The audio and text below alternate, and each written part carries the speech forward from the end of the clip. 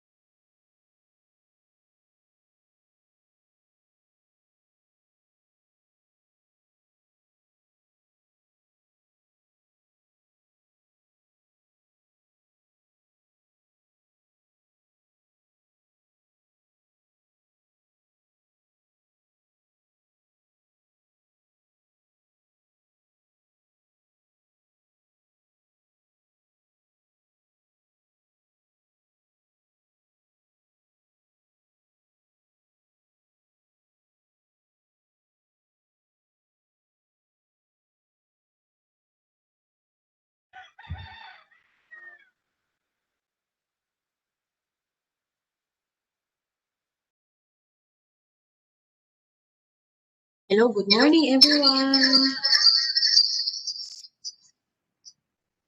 Uh,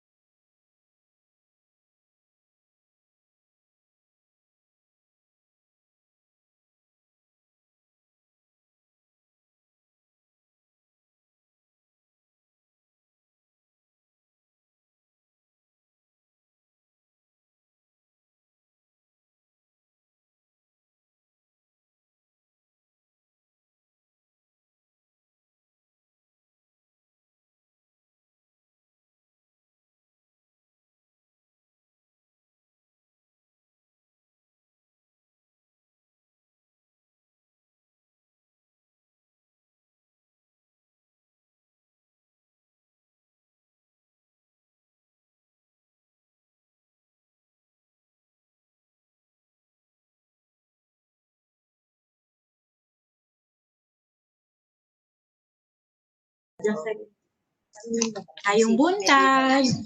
Tawagan na ni Sophie.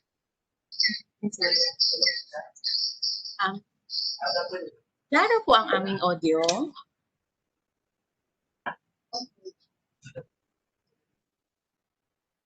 Okay. Just a few webinar reminders. You want to please use earphones and headphones to minimize background noise. And if you have any questions or concerns regarding sa mga atong exercises or any about the training itself, no, please feel free to inform us sa atong chat box. And then if namoy na-encounter any audio, video, or any technical difficulties, please also inform us so that ma-troubleshoot na mo dayon. And then everyone is encouraged to participate, stay seated at the moment, and avoid multitasking. This is just a 2-hour discussion of our exercises. Thank you. We will be starting in a few minutes po. Thank you.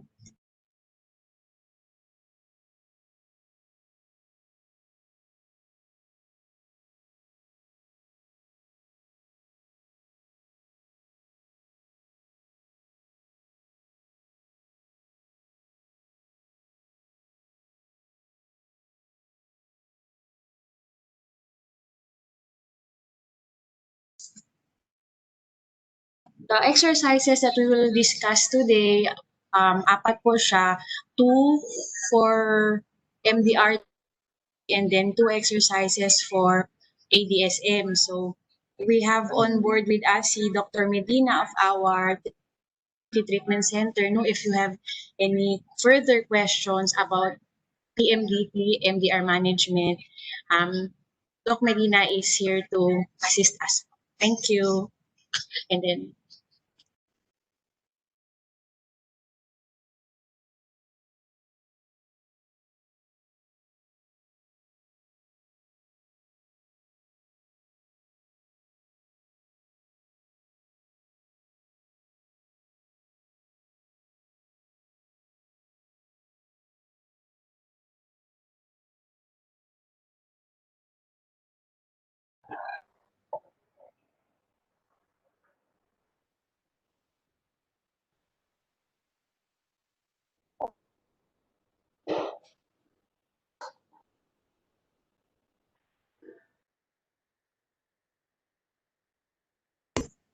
okay, good morning once.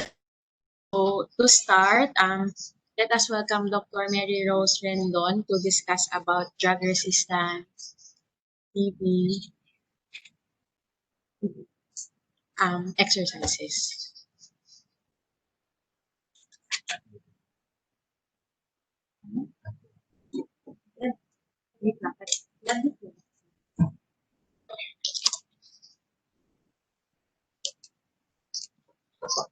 Good morning. Okay, so let's start our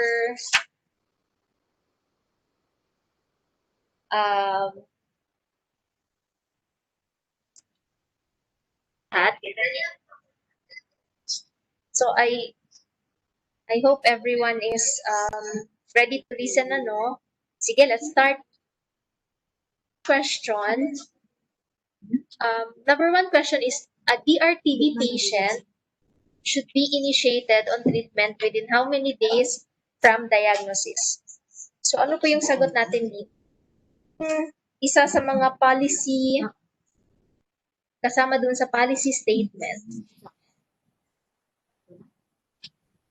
Okay, so the answer is letter B. It's 7 days from diagnosis. So, as compared sa ating DSTV, review lang, ang DSTV from the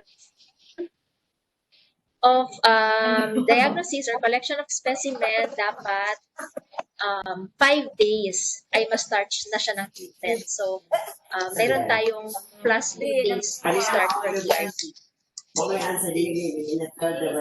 Next question. Regular adherence counseling should be done A. Before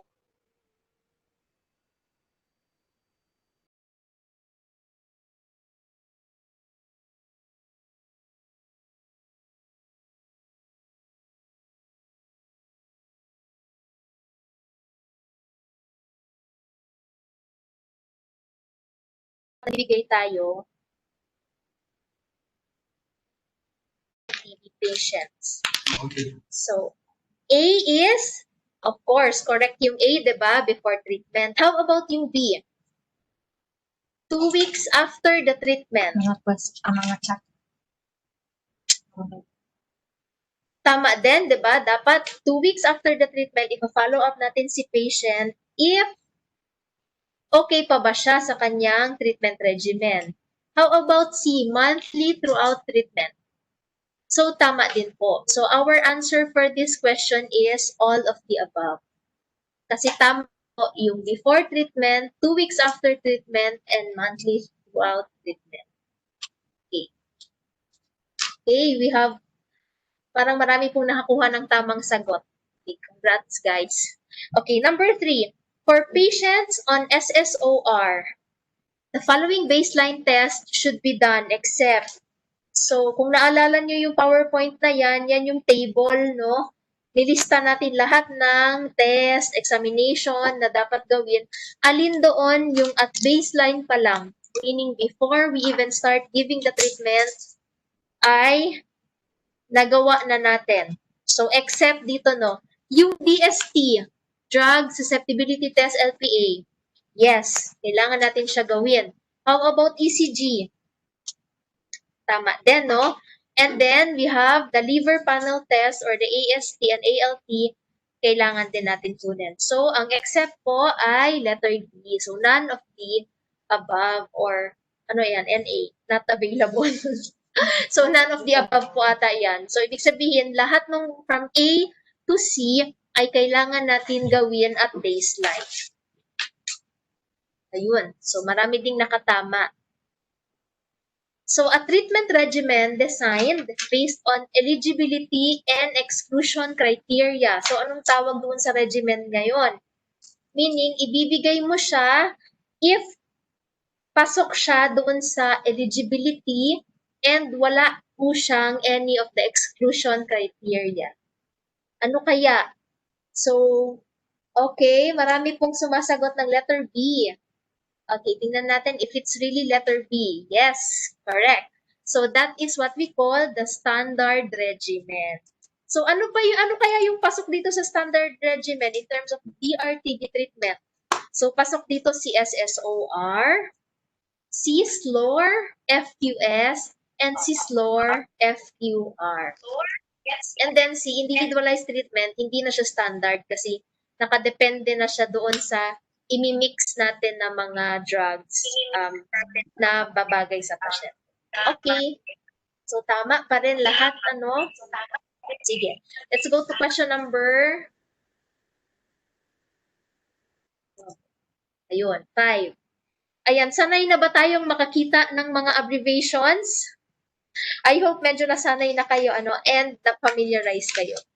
So, SSOR or Standard Short All-Oral Regimen is a combination of the following drugs. Ayan. Ano ba yung combination ng ating SSOR? Is it A, 4 to 6 months of moxifloxacin. Okay, hindi ko na isahin na, ang dami. Tingnan na natin. Ano yung mostly sagot? Tingnan na natin.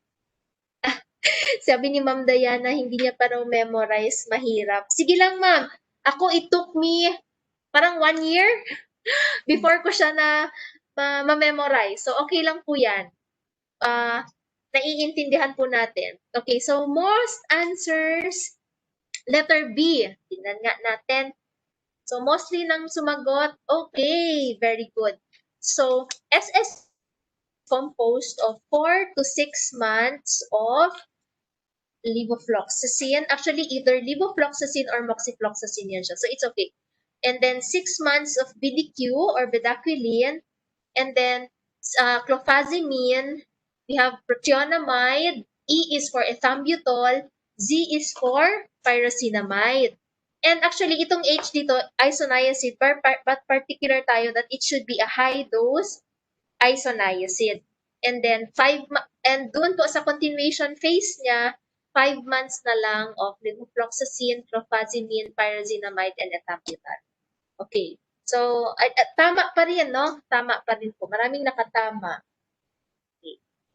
Number 6. The following are exclusion criteria. Yan. The following are exclusion criteria for SLOR FQS. Okay. Pag sinabi exclusion criteria, if meron pong isang exclusion criteria na na-check, meaning you cannot anymore give the regimen of SLOR FQS. So, alin dito yung pasok for SLOR FQS? So, except, no? So, A, confirmed resistance to fluorophore. B, exposure to levo, moxi, bedaquiline, linezolid, clofazimine for less than a month. C, history of heart disease or QT interval of 540 milliseconds. So, ano kaya ang sagot? Okay. Meron po tayong sumagot ng mga letter B. Gagaling nyo naman. Okay, letter A. Dapat, syempre, di ba, ang except dito yung, yes, letter B. Anong mali sa letter B? Bakit hindi siya pwede doon sa exclusion criteria? Ano yung word? Yes, very good, Ma'am Diana. Because less than 1 month yung nakalagay sa question. Dapat po, for SLOR FQS na exclusion criteria, the exposure should be more than 1 month. Okay, ang galing. Sige po. Tapos po, dito sa QTC natin, more than actually 500 milliseconds. So siya, no, nag-540 na siya. So definitely, exclusion criteria talaga siya. And then, of course, pag may confirmed resistance, hindi natin po.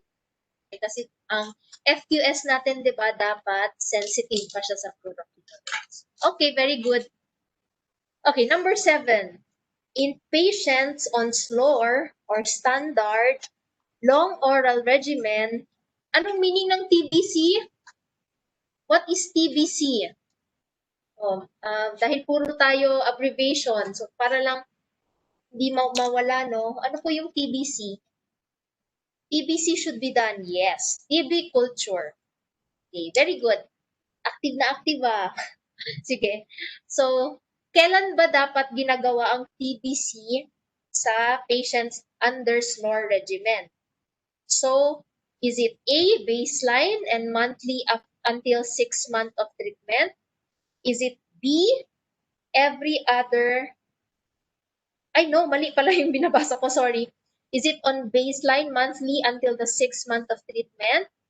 B, every month after the 10th month of treatment? C, every other month during the intensive phase? Or D, none of the above? Okay, most of our participants answered letter A. Sige po, tingnan natin. Yes, letter A is correct. On baseline and monthly until the 6th month of treatment. So ano pa itong monthly until treatment? Ito po yung intensive phase ng SLOR. Okay? Ito yung intensive phase ng snore. Okay, yung ano naman po ang mali sa, definitely, letter B is every other month after the 10th month of treatment. Mali na siya, no? Kasi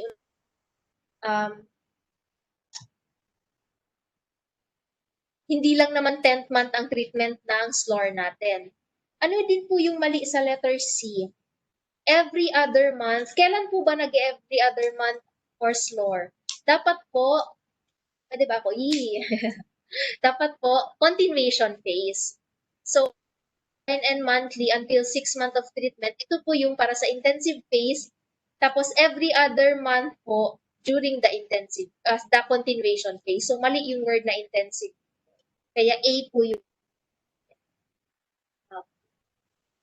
tricky ba?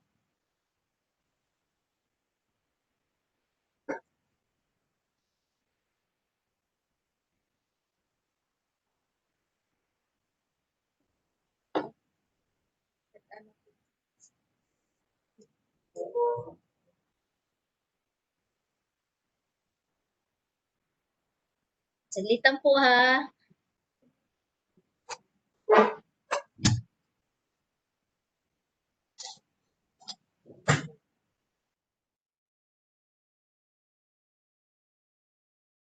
Siguro kayo.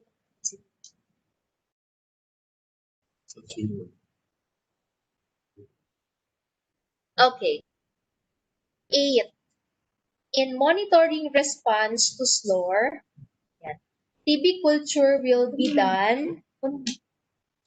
Ito, medyo same doon sa tanong kanina, ano?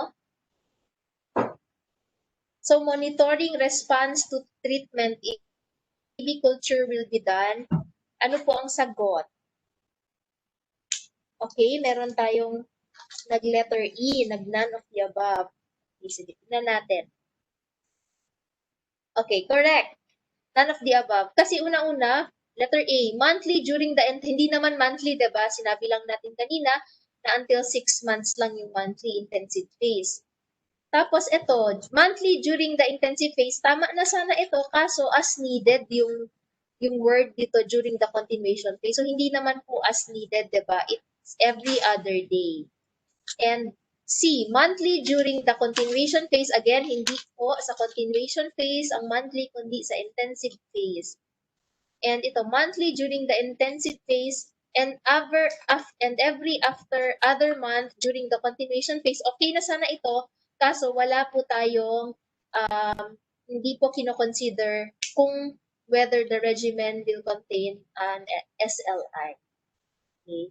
And wala po tayong second line injectable sa SLOR kasi all oral nga po ang regimen. So 9. Treatment for SSOR is to be given. Ayan, gaano ba katagal yung treatment for SSOR? Okay. The answer is, anong mga sagot natin dito? Okay, may mga letter B, ano? May mga letter B. Sige, tingnan natin. Okay, it's, tama ba to? No, it's supposed to be C. 18 to...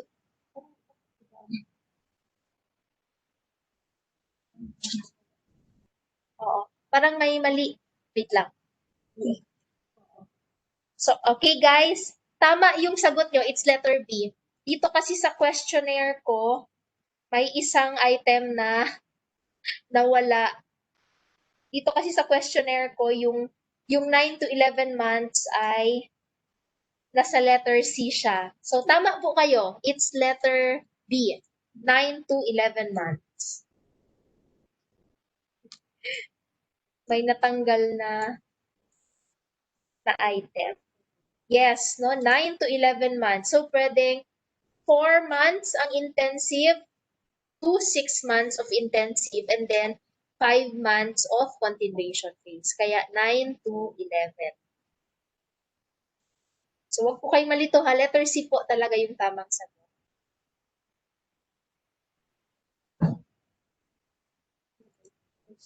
Ay, letter B. Sorry.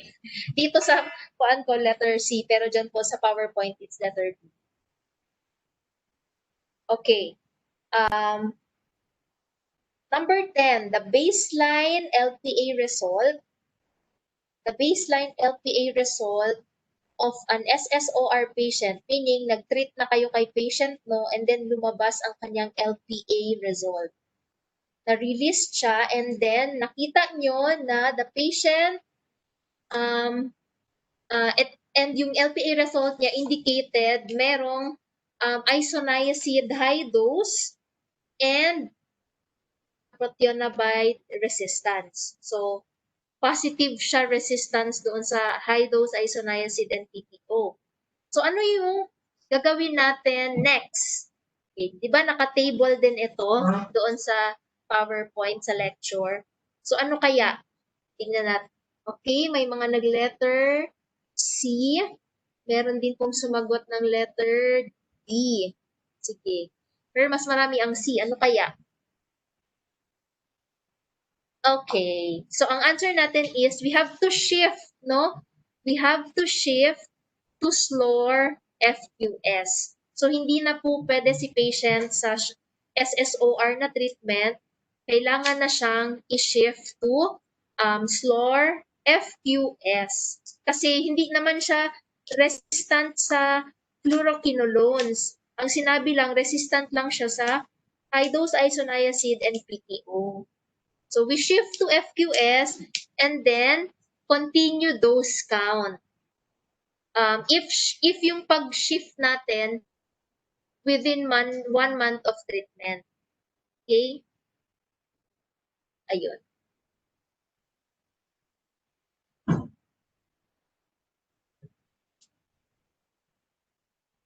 Okay. 11. The following situations are considered off-label. Ayun. Ilang beses ulit doon sa lecture, ano nga meaning pag sinabing off-label? Pag sinabi nating off-label, we are using the drug outside of what is prescribed or recommended. No? So, kailan po ba tayo allowed to use BDQ and Delamanid as off-label? Pero ang tanong dito is except. So, alin dito yung hindi considered? Sige, ano po yung mga sagot mostly? Okay, letter C po ang mostly na sagot. Tignan natin if it's really letter C. Yes. An extra pulmonary TB patient taking levofloxacin. So we cannot use the off-label of Midaquilin and Delamanid TB patient taking levofloxacin. How about yung A, B, and D? Pwede siya, di ba? Kapag ginamit na natin siya sa pregnant patient, tapos pag binigay natin siya sa mga ages less than kung kailan siya, kung doon sa recommendation na dapat siyang i-prescribe. So, si Delamanid is 6 years old and below. Si Bedaquiline is 3 years old and below. 12. Below are the results of monitoring treatment response of a DRTB patient. Yes. So, nasaan na ba siya? Nasa 5th month na pala kayo ng DRTB patient na enrolled to SSOR. So, yung regimen niya is R. Okay. So, what is the next best step?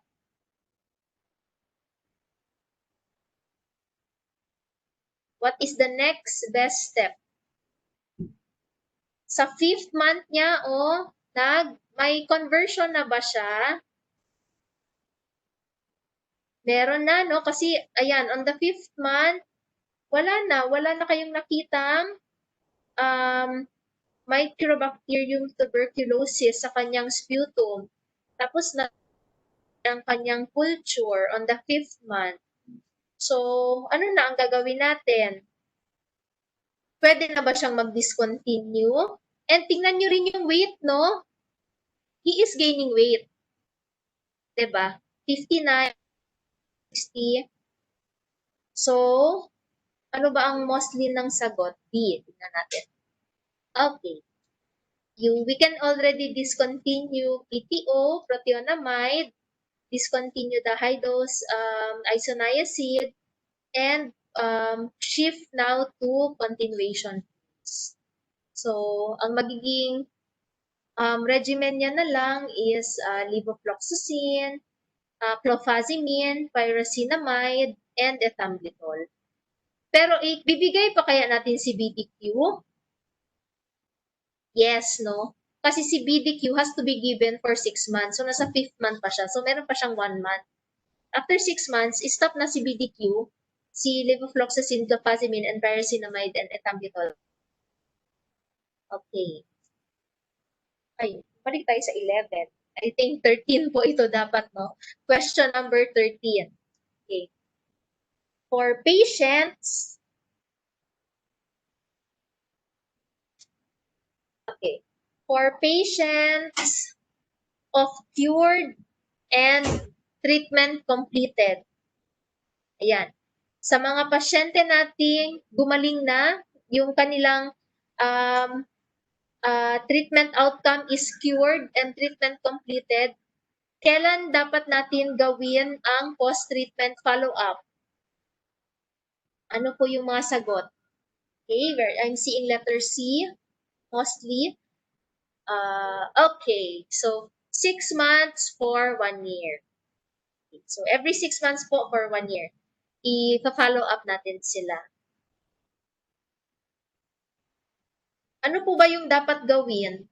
Yes po, pasensya po. Ito ay, yes, ayun, napalitan na. Number 13 na question. Ano ba yung mga pina-follow up natin sa post-treatment? Okay, so we have to look into, again, recurrence of signs and symptoms. Tapos, titingnan natin if nag-gain na ba siya. No? Titingnan natin. Tapos, magsasubmit pa ba ulit siya ng sputum? But, yes, no? And then, we also do, yes, chest x-ray. Okay. So, clinical evaluation ito, chest x-ray, and DSSM, and culture. Okay, question number 14. Patient ERB who is receiving SSOR completed 10 months of treatment on March 17, 2019. Okay. He is adherent to his treatment and submission of sputum. What is the treatment outcome of this patient? No? So, si patient, nag-SSOR siya and completed the 10 months of treatment on March 17. Natapos na niya, he is adherent and he submits sputum for DSSM. So, ano yung treatment outcome ni patient? So, kung titingnan natin dito sa table, okay, no, I'm seeing more letter C na answer. Sige. So, may sputum conversion ba? Yes, no, because we are seeing 0. Okay, merong sputum conversion kasi from positive, nagne-negative na siya. And then, look at the culture. 0 na, no? So, meaning, wala nang, hindi na nakikita, walang live na proliferation of the MTP. And then look at the weight. Ayan, so nag-gain siya no, from 59 to 65. So since this patient has evidence of a negative after treatment, yes, so pwede po natin siyang masabi na the patient is cured. Okay. Question number 15. First and second line LPA shall prior to start of treatment. Ayun, parang medyo konektado siya doon sa question kanina. No? Ano yung dapat ginagawa at baseline? Kasama ba doon si LPA? Yes. Kasama po si LPA. Okay. 16. In designing an ITR or individualized treatment regimen, which of the following is not considered as LED or likely effective drugs. So, kailan ba natin masasabi na ang drug na to ay likely effective pa for the patient? Okay. So, we are seeing answers na letter C. Ano kaya?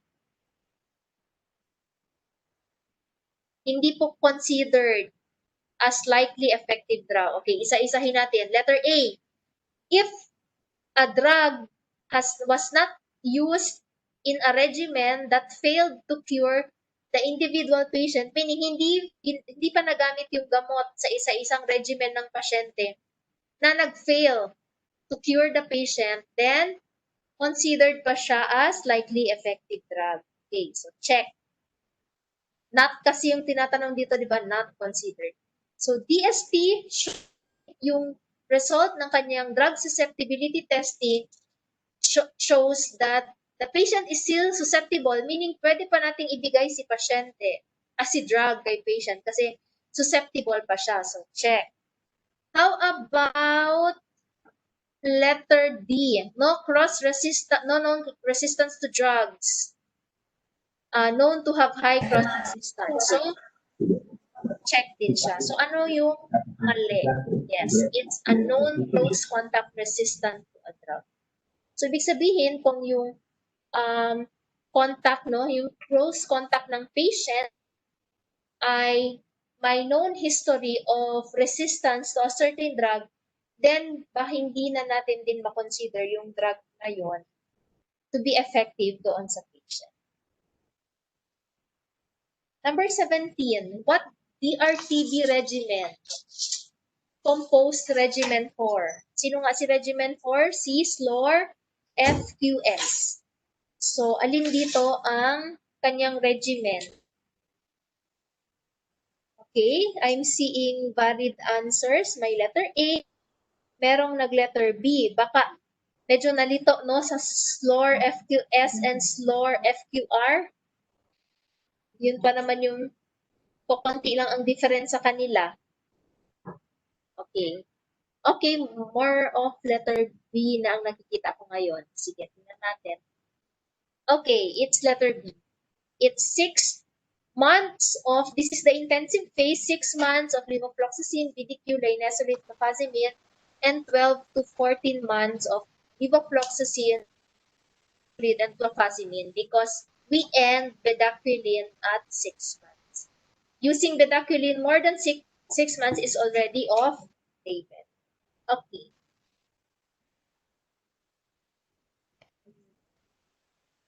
Itong letter C, this is for the SSOR. SSOR siya na treatment. Itong A, treatment siya ng yung opposite ng FQS ng SLOR FQR. Okay. So, wala po tayong ganito, yung sa letter D. Pero bonus, bakit siya binibigay na bonus? Ano na ibigay mo?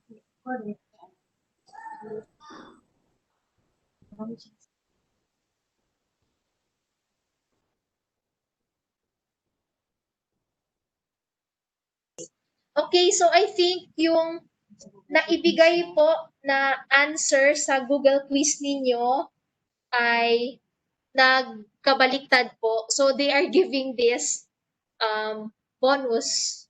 But at least letter B pa rin yung sagot nyo. So at least you know. Okay? So may bonus points na. Yeah, so may nakapansin po pala. So ayun po, no, pasensya, but we are giving this as a bonus.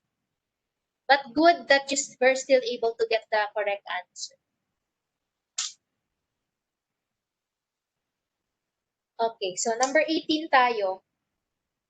What DRTB drug composed regimen 4? Ay, iba ata yung tanong na naman.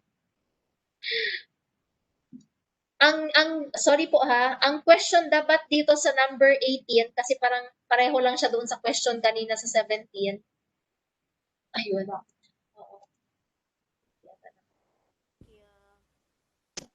So, ang question po dapat sa number 18 is, which of the following is an exclusion criteria for SLOR FQR or regimen 5? Okay, ito yung fluoroquinolone resistant. Okay. So, detmahin nyo na lang po muna yung question na nakalagay dito. Ito po yung tanong dito. Ano po sa apat ang exclusion criteria for SLOR FQR? So, ayun. Napindot ko kanina. It's all of the above. Ayun. Hemoglobin of 5 grams per deciliter. Ano dito? 8. So, pag less than 8, hindi na po siya pwede. History of MI, yes. Heart disease, no, hindi pa rin pwede. And QT interval of 650 milliseconds. So, ang cutoff pa rin natin dito is more than 500. So, ito po. Kaya all of the above. So, if si patient may isa sa mga exclusion criteria, then you cannot anymore give the SLOR FQR treatment or regimen 5. Okay. So, 19. Request for repeat DST. Kailan po ba tayo nagre-request for repeat drug susceptibility testing? And kailan po ba tayo magre-request ng TB-MAC consultation? Ano pong mga cases yun? Sige po. Yeah. I am seeing question. Ang question niya pala ay except. So, alin dyan yung hindi nyo na kailangan i-repeat ang DST and TB-MAC, no? Hindi kailangan ni TB-MAC. Yes, letter C. Yes, Ma'am Diana.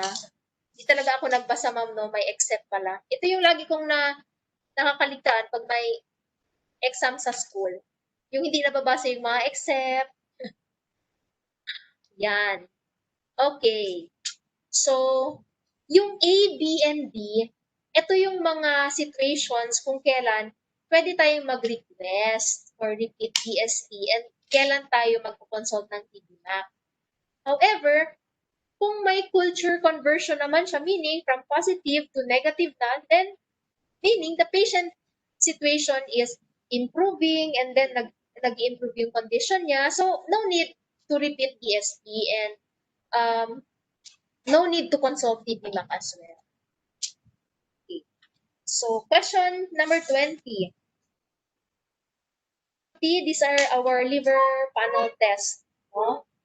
So, if both T and ALT, ang result po niya ay higher than the upper limit of normal value. So, may mga normal values tayong pinakita last time. Pag mas mataas doon, which of the following laboratory, bakit yung total bilirubin nandito sa question? Dapat po ito, ang total bilirubin, siya po ay letter A. Part po siya ng choices. Kaya sabi ko, which of the following laboratory tests should be done? So, ang A po natin is total bilirubin, and B, urea nitrogen, C, amylase lipase, or just repeat the AST or ALT with a new sample. So, ano kaya ang laboratory test na kailangan gawin? Okay, so yes, it's letter A. So, we will request for the total bilirubin. So, nasama siya sa question. Ito ba ay clue? Yan. Okay. So, next question tayo. Question 21. Galing nyo In patients on SSOR, Okay. Si patient po ay SSOR regimen 3. Sa 4th month ng kanyang DSSM or smear microscopy, ang result po ay nag-negative na. So meaning may sputum conversion na. So ano nang gagawin natin ngayon? On the 4th month ng kanyang smear microscopy, negative na po. Ano kaya ang pwede nang gawin? Okay, so may mga nakikita akong letter B. Meron din akong B. May nakita din akong letter A. Ayan, so medyo valid ang naging sagot natin. Ano nga yung intensive phase ng SSOR? It's 4 to 6 months. So ito, nasa 4th month na siya. So meaning, we can have the option na if we proceed to continuation phase or we will continue or extend the intensive phase. So, since negative na siya, what is the next best step? Ano kaya?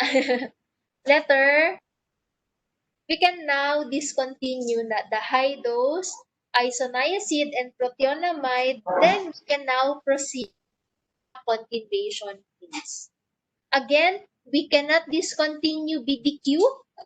Definitely, alisin nyo na yung A and D kasi BDQ should really be given for ayan. 22. Which of the following is not true of BDQ? Is not true.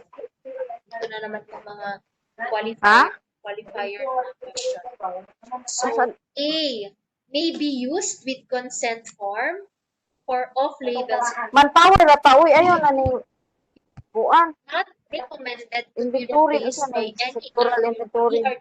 resources. C, Sa medical group equipment. drug together with clofazimine and cycloserine. Saan dito yung Oo. Health manpower. maingay po ba? Maingay daw.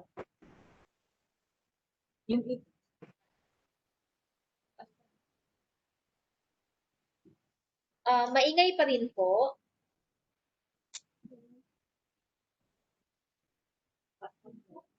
Okay na. Okay. Thank you. Okay. Sige po. So, not true. Ayan. So, itong A ba, pwede bang magamit as off-label si PDQ? Yes, diba? If more than 6 months natin siyang gamitin or gagamitin natin siya sa age less than the recommended, then pwede. Basta with, ito yung key, consent form. Importante po yan. Yung letter B, not recommended to be replaced by any other drug. Yes, hindi po siya basta-basta na-replace with any other drug. And C, sige, ilabas na nga natin yung sagot.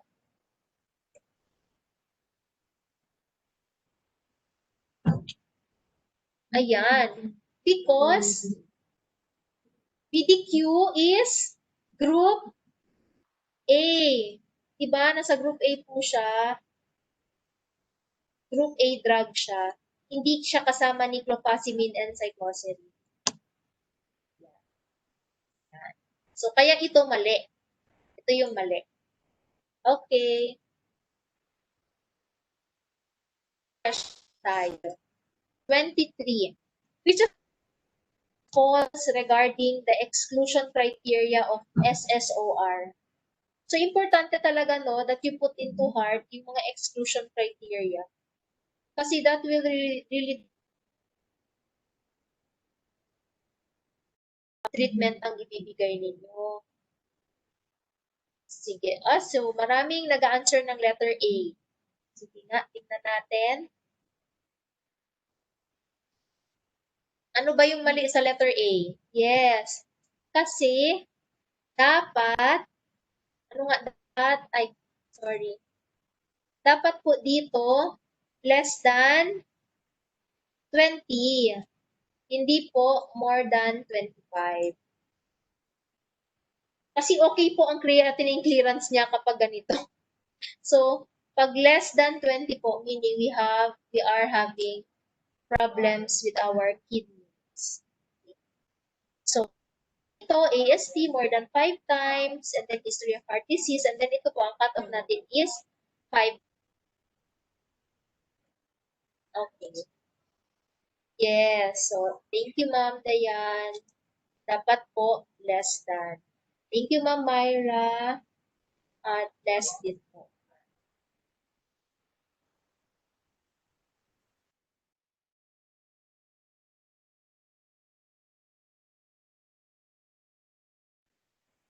Ayun. So, number 4. The following statements are correct.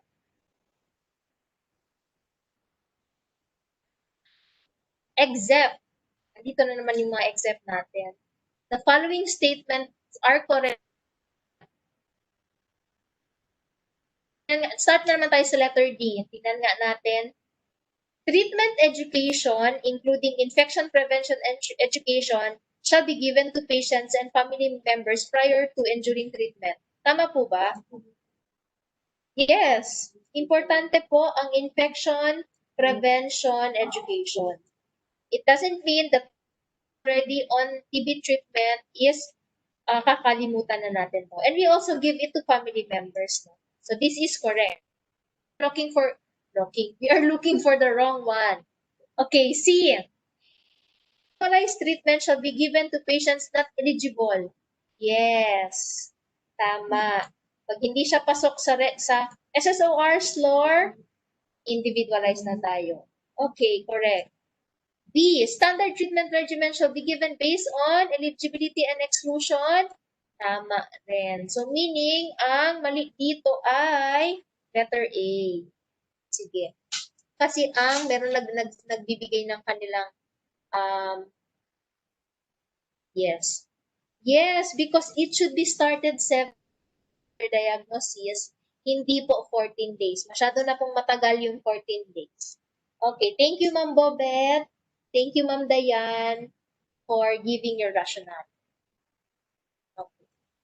25. Ayan, perfect na po kayo. In deciding appropriate treatment regimen, what is the best clinical programmatic action to a patient under SSOR with fluorosusceptible high-dose isoniazid resistance not detected and PTO resistance not detected. Ayun, babalik tayo doon sa table, yung magde-decide tayo if we will shift or continue with the treatment.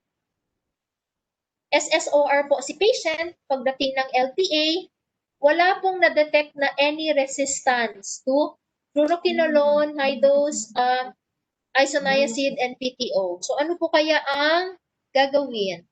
Okay, I'm seeing more answers na letter C. Continue and yes, that's correct. Kasi wala namang na-detect na any resistance, diba? So, we will continue with SSOR. Okay. Again, kailan po ba tayo mag-decide na i-continue lang si SSOR? First, etong situation na to. Susceptible sa fluoroquinolones, no resistance to isoniazid and PTO. Continue SSOR if ang na-detect lang na resistance is isoniazid lang. Pero susceptible pa rin siya sa fluoroquinolones, tapos susceptible pa rin siya sa PTO. So if isa lang, either isoniazid or PTO ang may na-detect na resistance, pwede pa rin po tayong mag-proceed with SSOR. But, kailan lang tayo mag-shift if may resistance, either may resistance sa fluoroquinolone or resistance po dito sa dalawa in combination. Okay? 26. The following are included in the pre-treatment evaluation except A. Ano pong mga sagot natin? Alin dyan yung chine-check again, pre-treatment evaluation is test at baseline, no? Ano ba yung Titingnan natin. Okay, letter C mostly. Tingnan natin. Yes, lipase. Hindi po natin siya chine-check at baseline and pre-treatment. Creatinine, mental health, PPNS, yes, we all do this at baseline. Okay, 27. Which of the following drugs is included in group C? Yan.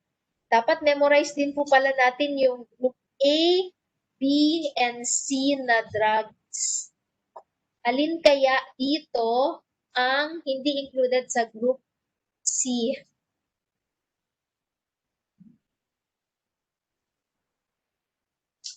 Kasama ba si Livo? Sige nga, ano ang mga sagot ninyo? Delamanid. Letter D. Mostly letter D ang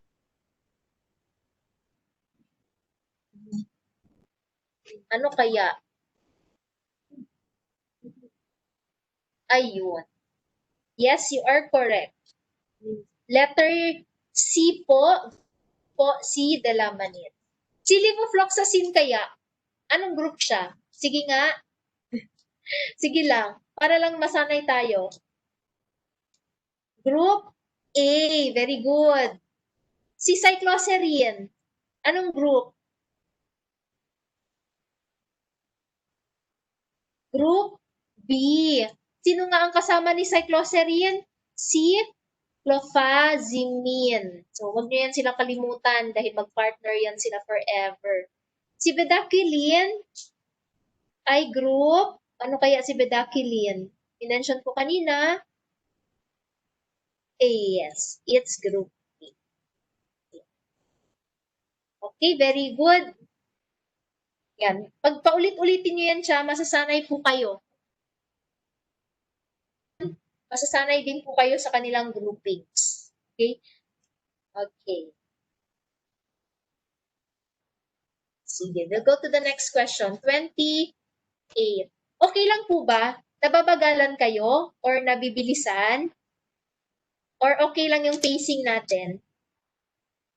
Or gusto nyo bilisan? Okay lang. Sakit sa ulo, ma'am. Opo, sakit sa ulo. Sakit sa ulo kapag sa simula. Pero pag masanay po at napapractice talaga, magiging natural na yan. Okay? So proceed tayo sa question number 28. In principles, no, in designing the individual treatment regimen, or our ITR, a drug is considered likely effective. Ayun, parang baliktad siya dun sa question kanina, no? Ito naman, ang tinatanong niya, considered ang drug as likely effective if, ayan, so baliktad. Ano ang mostly? Okay, I'm seeing more of letter D na sagot. Sige, tingnan nga natin. Si letter A ba? A drug has been used in a regimen that failed. Again, pag may ginamit, ang drug ay ginamit na sa previous treatment tapos nag-failed, so, alisin nyo na kaagad yan sa choice. PST, showing resistance. Ayan. So, pag may resistance, hindi na rin po siya pwede. Ineffective na yung drug. With known resistance. So, yan yung mga keywords natin, no? So, hindi na rin pwede. So, ang answer is letter D. Yes, tama po kayo. Pag wala siyang history of close contact with someone na may resistance to the drug. Okay, 29. The following are considered, ayun, pabalik-balik lang yung tanong, di ba? Ginaggle-juggle lang talaga. This is para tumatak talaga sa atin. 29 is the following are considered off-label use of an anti-TB drug except. Okay, ano po ang mga sagot na nakikita natin dito? Mostly po letter A. Sige nga, tingnan natin.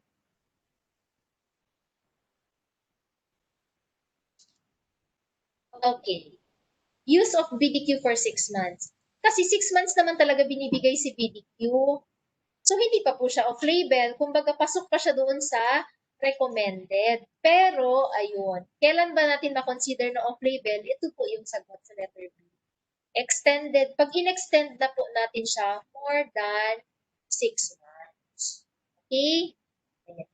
So, itong A, hindi pa ito off-label. This is the recommended use for pedactyl. Okay. Question number 30. Which of the following is true about the use of prothionamide? Ayun. Ano nga yung kailangan mga ibigay natin kay patient na mga paalala when we start prothionamide to a patient? Tingnan natin. Okay, may nakikita din akong questions. Ay, answers na mga letter A. STC nurses natin, no? Sanay na sanay. Sige. Tingnan natin yung sagot, ha?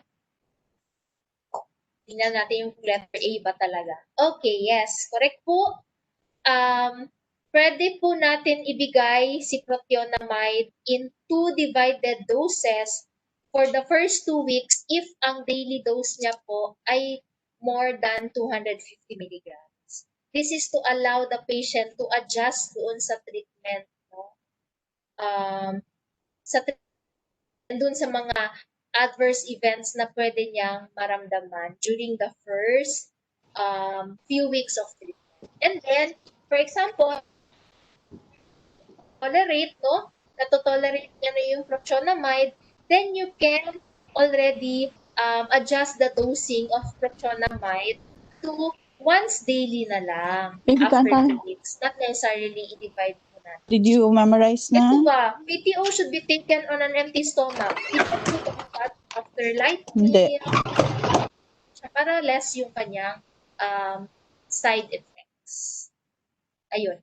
Once tolerance has improved, change PTO dosing to once daily after 1 week. Again, after 2 weeks pa po, no, ang ni-recommend, not po after 1 week. Ayan. Sige po. Question number 31.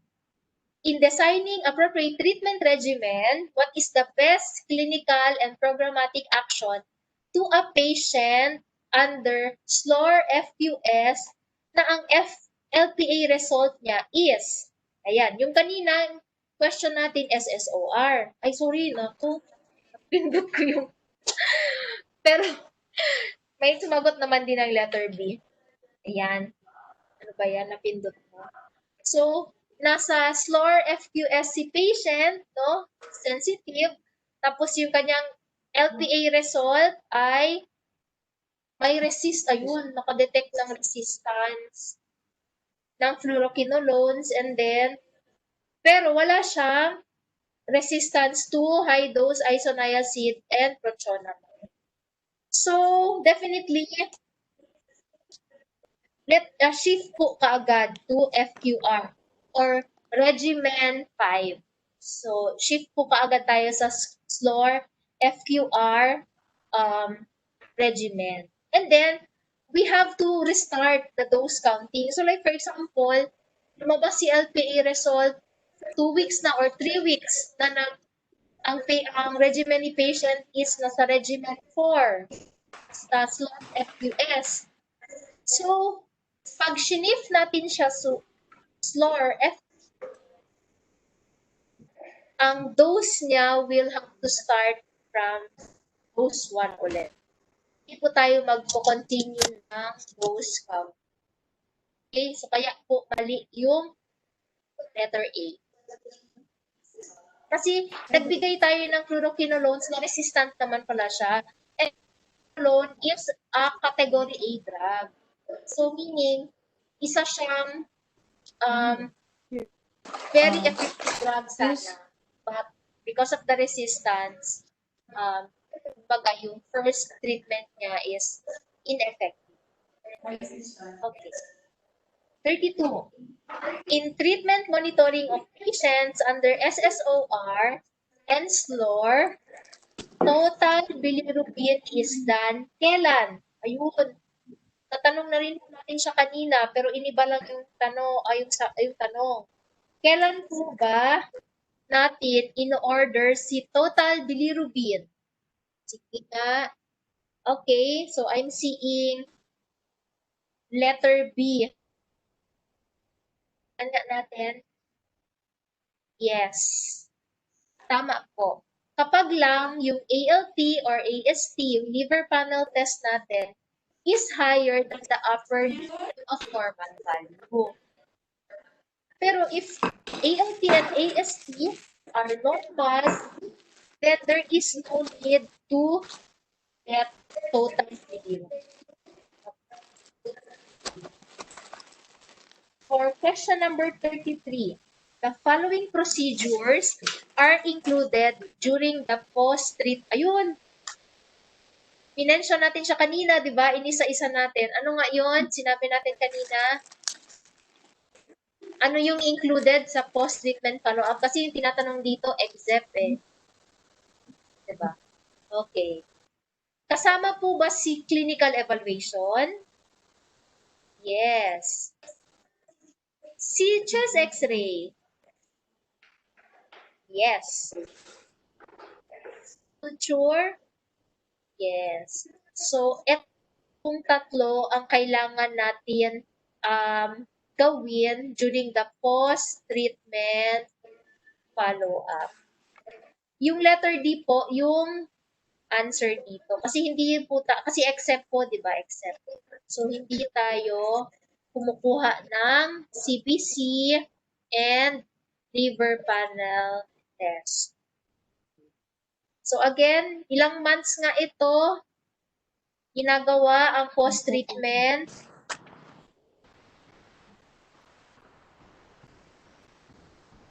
6 months in 1 year. Uy, tapos na tayo. Meron pang isa daw. Okay, so tapos na tayo doon sa first exercise natin. So congratulations. Sino pong naka-perfect? Except doon sa bonus. Meron pong naka-perfect? Ayan. Sige, sige. Meron? Okay. Oh. Uy, marami raw naka-perfect. Galing naman. Yung mga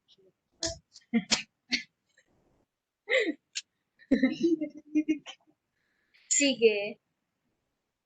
Punta tayo dito sa exercise 12 natin. Ito yung mga situational.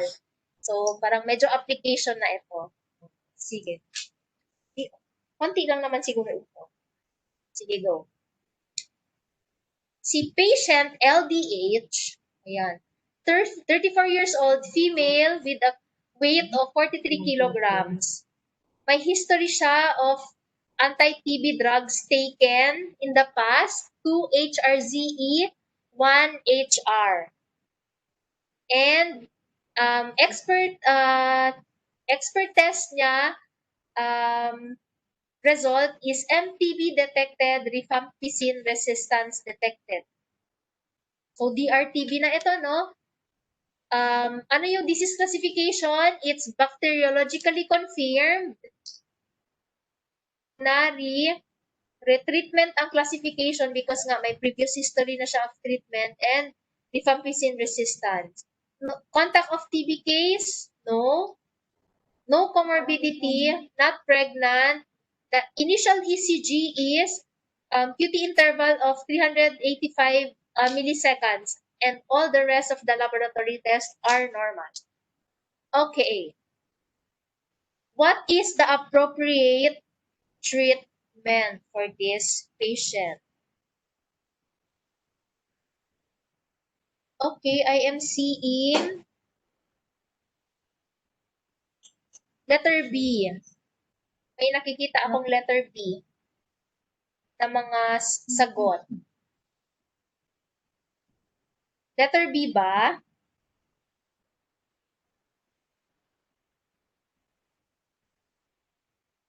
Sige, tingnan natin ano. We'll see. Bakit po siya hindi pwede sa SSO?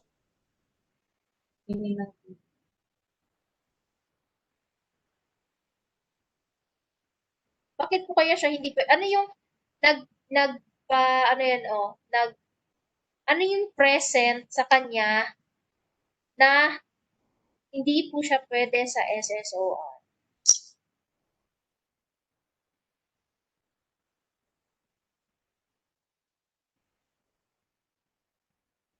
Or bakit nyo nasabing ITR siya?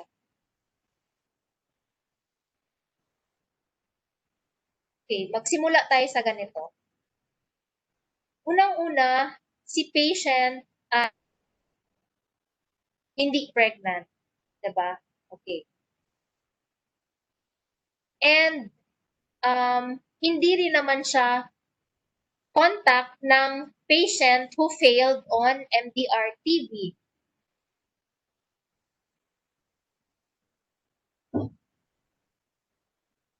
Tapos yung ayun, adult siya.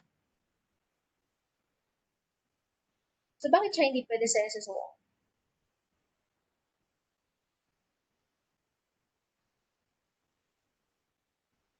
What is the appropriate treatment for this patient?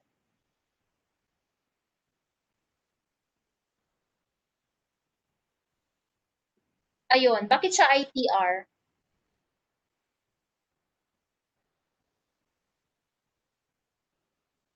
Bakit po kaya siya ITR?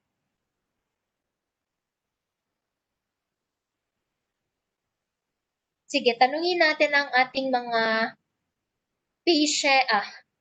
Andito ba sa ko ang ating TB Mac doctor. So, si Dr. Medina. Present. Medina for joining us. Doc, you can speak po kasi alam ko kayo talaga yung nakakakita ng patients, ng ating mga MDR patients. So, alam ko mas marami po talaga silang matutunan sa inyo. So, bakit po kaya ito, Doc?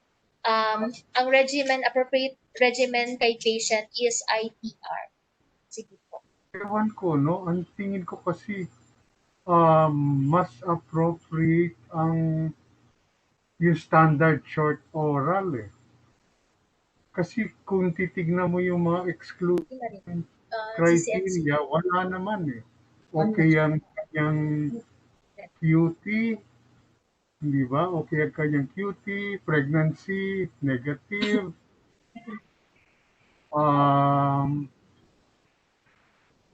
Wala. Hindi naman siya gumamit ng fluoroquinolone. Hello? Hindi naman wala naman nakalagay na disseminated TB or hindi ba?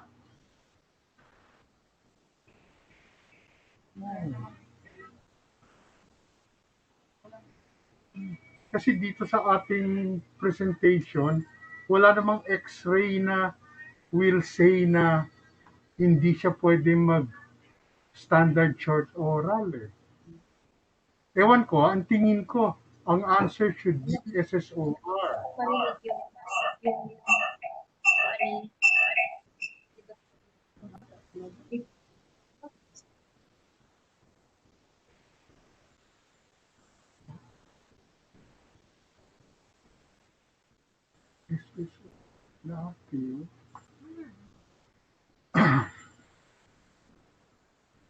Hindi ba? If you look at it, ang right answer dapat dun sa one is SSOR.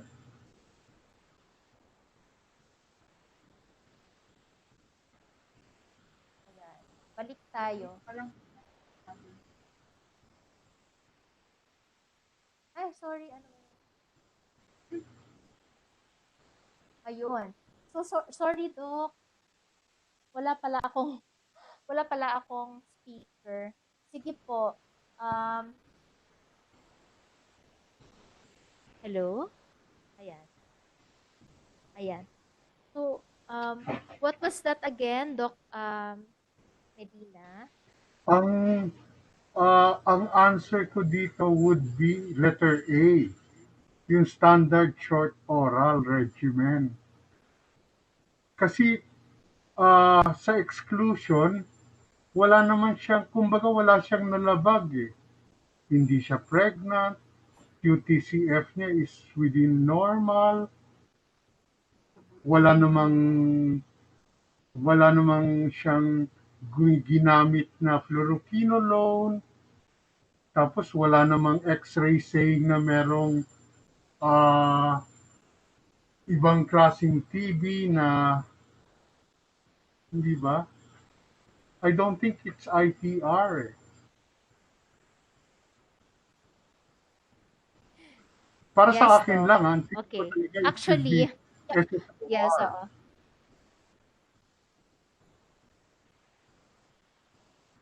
Yes, tama po. Di ba? Yan. So kaya I-check I was natin really lang yung asking this, no? sa Kasi criteria. tinan nyo, 'di ba? Unang-una for SSOR, titingnan muna natin siya, is the patient adult, is the patient not pregnant, and not a contact of a patient who failed MDR-TB treatment. So wala naman siyang ganong history. So definitely pwede pa siya ngayon sa SSOR. Now, kung mag-proceed tayo sa exclusion criteria for SSOR, ang TB niya is hindi naman disseminated, hindi rin naman intractable extrapulmonary. So definitely, okay pa siya, di ba? And then, wala namang mention of resistance to fluoroquinolones. And wala ding exposure to yung mga moxifloxacin, clofazimine for more than 1 month. Meron lang siya 3 months treatment, previous treatment of CAT1. So, walang history of yung heart failure, no, comorbidities nga, no, and then QTC niya is less than 500. And then normal all the other laboratory tests. So, yes, I agree with Doc Medina that the answer for this is A, SSOR, not ITR. So, we will correct this. Okay.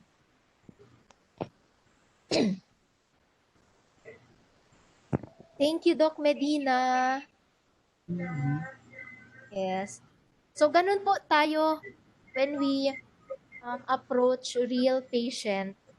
Mag-start talaga tayo with, if yung eligibility, we start with the short standard oral regimen muna talaga, no?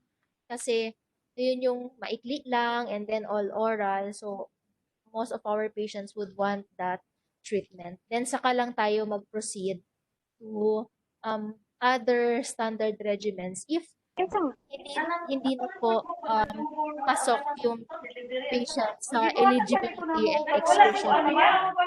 Kinsa nga agan? Ay, ako'y gatod na ati record. Parang meron po atang naka-open na mic. Ayun. So yes, so proceed tayo, no? So thank you for this, Doc. The answer for this is SSOR.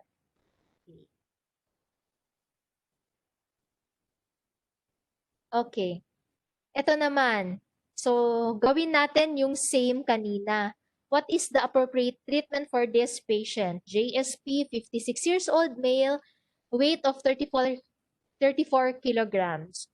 So, previously treated with,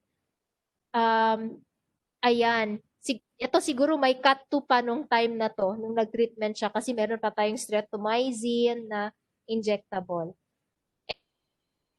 Ang expert niya ay MTB detected, resistance detected. So, MDR-TB. Classification, bacteriologically confirmed, pulmonary retreatment, RR. Not a contact of a TB case, and yung ECG niya, QT interval of 363 milliseconds. All other laboratory tests are normal. So, what is your answer? Okay. So, again, the patient is adult. Male. So, definitely hindi siya pregnant. No close contact of TB case. Pwede sa SSOR? Yes. And then sa exclusion criteria naman ng SSOR, meron ba siya? So, wala tayong nakikita, yung ECG niya, less than 500. All others are normal. then we can start the patient for the SSOR regimen. Okay. So, lahat po ba tayo nakuha natin yan? Okay. Very good. So, we are seeing letter B. Okay. Okay, sige. Number 3. Again, appropriate treatment pa din, regimen for the patient. Patient GYM, 34 years old, female with a weight of 50 kilograms, no previous history of anti-TB treatment. So this is a new patient. And then expert result revealed Mycobacterium tuberculosis detected, rifampicin resistance detected. So MDR-TB. Bacteriologically confirmed, pulmonary new. So she is a contact of an MDR-TB case who has ongoing treatment na nasa 10-month na of SSTR, wherein ang drug susceptibility profile nung kanyang close contact ay HR resistant and no other second line drug resistant and culture converted, likely to be cured. No comorbidity, the patient is not pregnant, the ECG shows QT interval of 465 milliseconds, and the following laboratory test was done and all are normal. So ano kaya ang appropriate treatment for this patient?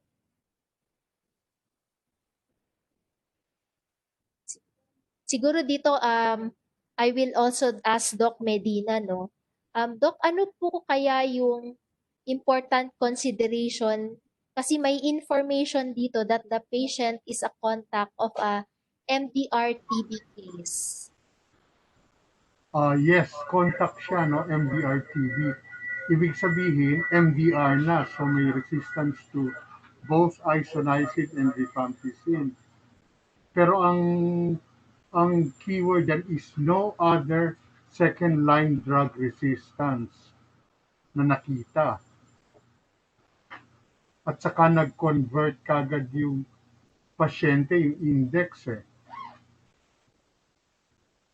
So, totoo sigurong walang second-line drug resistance. So, true MDR-TB lang siya.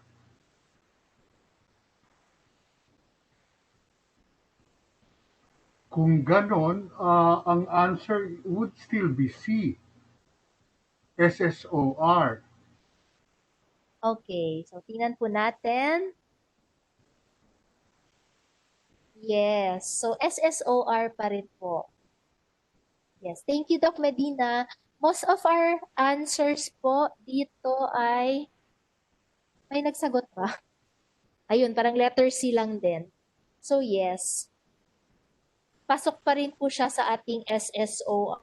Kasi there was no mention of fluoroquinolone resistance. Then, based on the exposure niya, wala namang mention of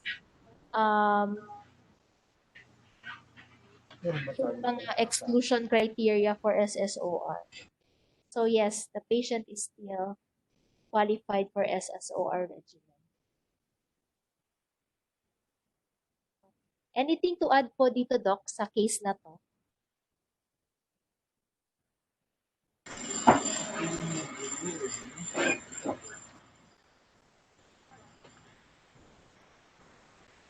Okay na kaya yan? Hindi ata siya nag-charge doon. Dito na lang sa likod. Ang tignan natin, baka ilipat mo dun sa pa. Sige po. So, since wala na po, then we proceed to question number 4. The question number 4 is connected to question number 3. So, wag niyo pong kalimutan yung patient profile natin dito na. Okay. So, now, we have assigned SSOR for treatment of this patient. Now, the next question is, ano yung dosages of the drugs for this patient? 50 kilograms. Yan. So, medyo spell nito.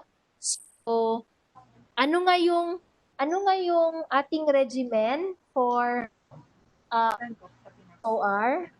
Ayun. So, yun muna ang dapat natin ma-identify. Yung regimen for SSOR. Yan. So, ito yung regimen natin. 4 to 6 months of levofloxacin, BDQ, clofazimine, PTO, pyrazinamide, ethambutol, and high-dose isoniazid. And 5 months of levofloxacin, clofazimine, pyrazinamide, and ethambutol. So, ito po yung recommended sa 50 kilogram patient. Ito yung recommended na dosages of the following drugs mentioned earlier. And hindi na po kayo mahihirapan dito because we have given you already in tabular form yung conversion ng kanilang dosage into how many tablets yung kailangan ibigay based on the available preparation of our drugs. So you just follow this, no? So ito yung ating dosages of the drugs for the patient. So pwede nyo po itong picturean para maging guide nyo po. And you try to also check this doon po sa table na binigay namin. Makikita nyo po ito.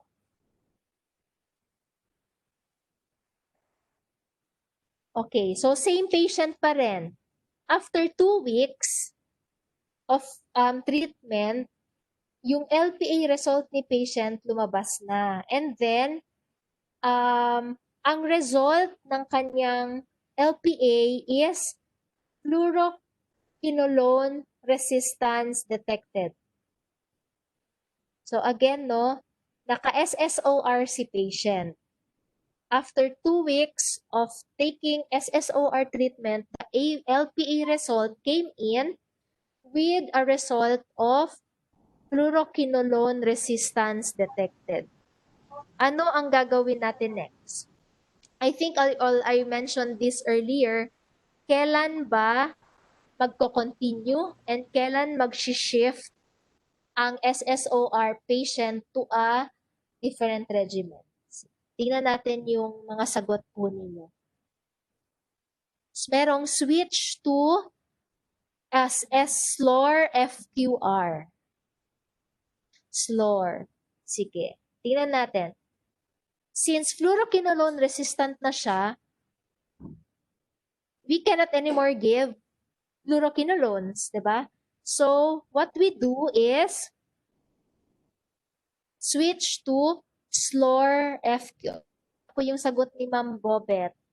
Switch to SLOR FQR. Dalawa po kasi yung SLOR natin, no? So, since this is fluoroquinolones we're talking about, so dapat po dito tayo sa regimen na fluororesistant regimen or regimen 5. Yan. Okay. And then, ano kaya? Are we going to reduce or we will continue counting sa dose?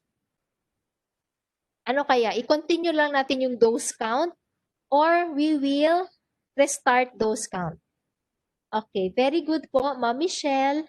We will restart dose count to when we shift to SLOR F. Yes, since meron pong resistance. Tama po. So, thank you. Sige. We'll go to the next. Ayan.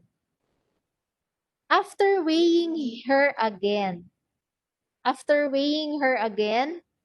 what are the dosages of the drugs for this patient? Ayan. Diba sinabi natin na sa monthly follow-up ni patient, kailangan monthly din yung weighing niya. Because we would like to monitor if the patient is improving clinically.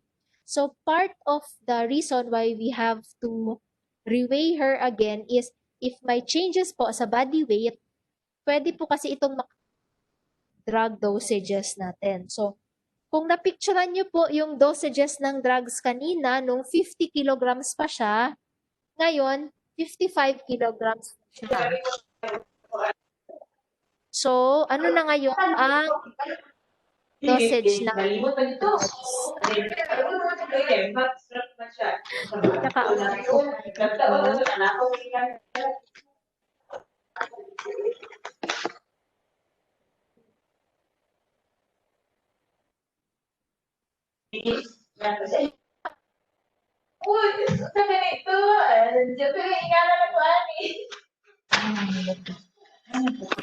Naka-on po tayo.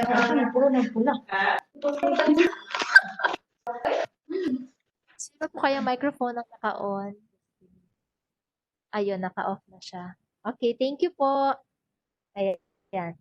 So, picturean niyo po itong PowerPoint na to and i-compare niyo po siya doon sa answer natin kanina na 50 kilograms pa.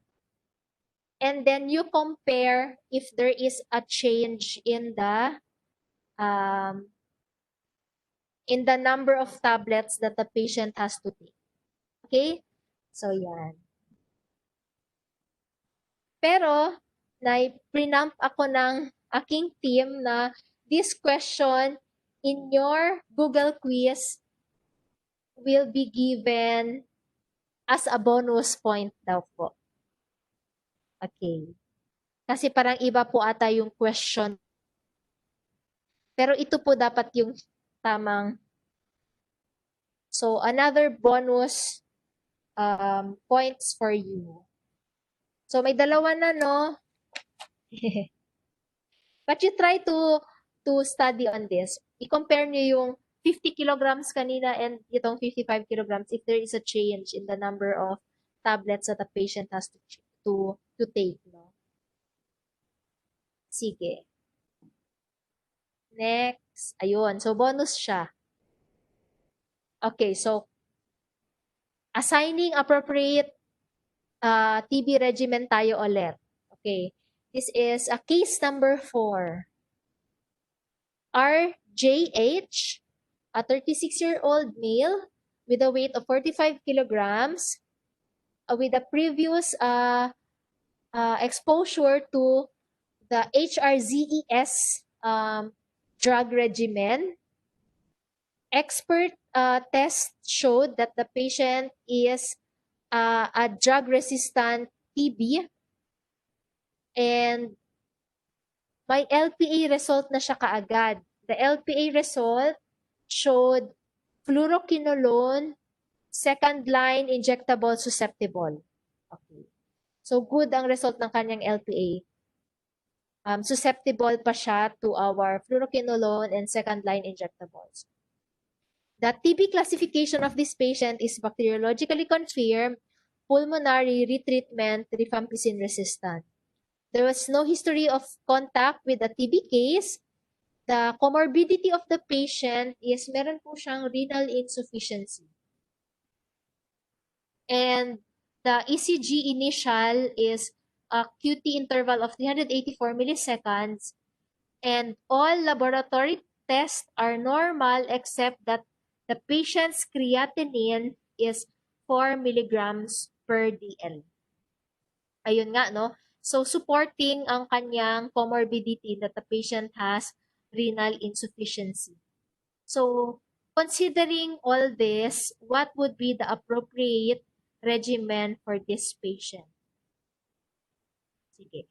So, may I ask the assistance of Doc Medina, kung ganito po yung profile ng patient, Doc, how do we assign the appropriate treatment regimen? Ano yung mga key points na dapat nilang tingnan?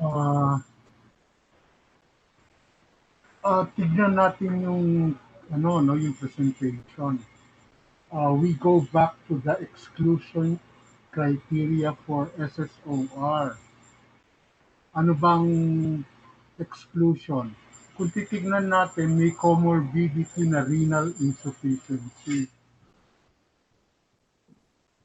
Hindi ba? Pag nakita namin, kasi sa exclusion criteria, if yes to any of the following, hindi na siya pwedeng SSOR. Isa dun is renal insufficiency. Although hindi naman talaga binigay yung kanyang creatinine clearance, no? Pero given this presentation, ang magiging sagot niya is ITR, yung B. Okay, so tingnan natin. How about this one, Doc? Alone, susceptible po siya. Will this matter po, Doc? Ayan, assigning our patient to SSOR or SLOR? SSOR.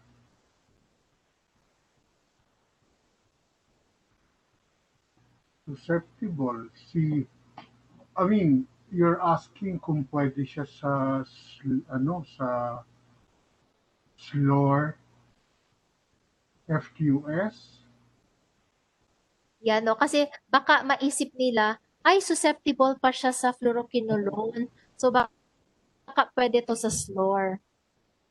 Mm-mm. Pero, we have to check, Doc, no, na both SSOR and exclusion criteria po nila ay renal insufficiency. So, definitely, exclusion criteria din po ng SLOR regimen ang renal insufficiency. Tama po ba, Doc? Mm-mm. Yes. So, definitely, hindi na rin po pwede si SLOR FQS. At saka hindi rin pwede yung A. Kasi Yes. DS, hindi man na Definitely. Oo. So, this is RR na siya. RR na kasi siya. Yes. So, tama po, Doc. So, The right answer would be ITR. okay. So, yes po. Tama po yan. So, now, ano kayo ang sagot? Tingnan natin.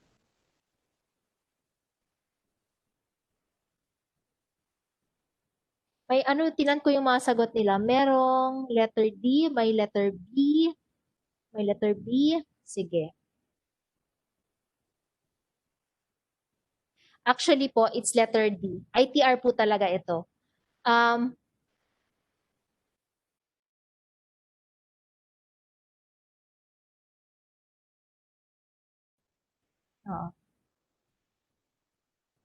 Ito yung usual na mapapansin nyo na masasad na it's letter B because of this statement, Kasi this is what I did Nung unang sinasagot ko siya nang hindi ako gumagamit ng kodigo. Ay, renal insufficiency, so hindi siya pwede sa SSOR. And then nag-proceed ako sa fluoroquinolone resist LPA drug result niya. And then so, susceptible. And then, so baka pwede siya sa fluoroquinolone susceptible. But, when you explore again the exclusion criteria for FQS, naka-mention din po doon renal insufficiency. So, definitely, hindi po siya pwede. So, tama po. It's really ITR. Pero, So, importante pa na we yes. go back to exclusion criteria. Yes po. Unless na lang nila ang creatinine clearance. Or we can have or we can compute the creatinine clearance. For example, Doc, kahit may sinabi siyang renal insufficiency, but if the creatinine clearance is, sabihin natin 30 ml per minute, can we still consider SLOR FQS? Kasi yung creatinine clearance niya ay nasa 30 pa.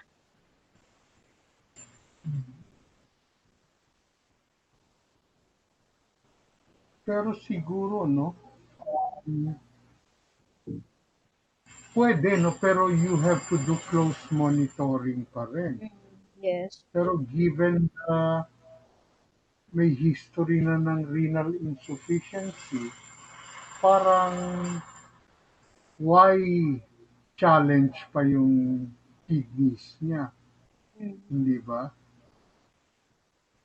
In one way, ganun din. Pwede mo sabihin na ganun. Mm. So, mga ganitong cases, Doc, they they can present this to TB Mac, right? Kung for Mhm, mhm. example, meron silang doubt Oo. na yes po.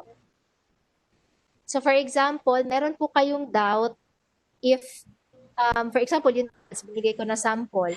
Creatinine clearance niya is hindi naman less than 20, pero may renal insufficiency siya. So, pag in doubt kayo, you can always consult or present this case to TB Mac. Because pwede po kayong tulungan. Doc Medina is really one of our doctors who will assist in planning a regimen for this patient. So, hindi naman po siya natin sila iiwan, Doc, 'di ba? In assigning the appropriate treatment for this patient. Pero So, yun na nga, salamat given po. the current situation, no, yung pandemic, mas safer siguro to shy away na lang from, kasi nakita na natin yung renal insufficiency. Mm, Hindi ba? I yeah. mean, we could opt for the safer regimen na sinasabi nga natin na ITR. Yeah. Kumbaga, hindi na lang natin siya i-push pa or Oo, hintayin yun. na mag less than 20 ang kanyang runs before we shift to ITR. Kung pwede Although naman na maganda, although maganda na nga yung ating regimen ngayon kasi wala nang injection, hindi ba? Yun ang kalaban talaga ng kidneys natin before. Hindi ba yung injectables natin? At yes least po. yun, maganda-ganda na yung mga regimen natin. Yes.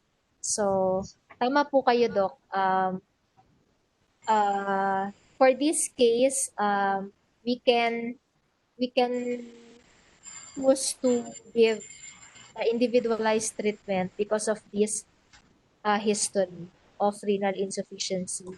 And we don't want to push the patient further to renal insufficiency if ever naman nasa borderline na siya of having. So yes, tama po, Doc. Tama. Thank you, Doc. Thank you po.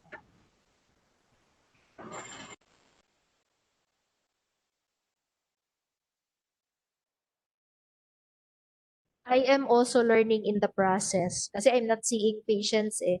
I am just reading cases. But Doc Medina is really the one who is seeing these patients and the rest of our PMDT physicians. Ayan. So we proceed with question number 5. Sige. MEB patient, 44-year-old female with a weight of 48 kilograms. The patient had a history of exposure to our HRZES drugs and levofloxacin for 2 months. The patient's result sa expert niya is rifampicin resistant, and then TB disease classification is bacteriologically confirmed, pulmonary retreatment, rifampicin resistance, no history of contact with a TB case, no comorbidity, not pregnant. Initial ECG showed QT interval of 402 milliseconds, and all other laboratory tests are normal. So what is the appropriate regimen for this patient? So dito naman po, Doc, sa situation, mga key information that will help them assign the appropriate regimen. I think the red flag would be yung exposure ng pasyente sa levofloxacin, sa fluoroquinolone. Yun ang pinaka-red flag natin for this case. May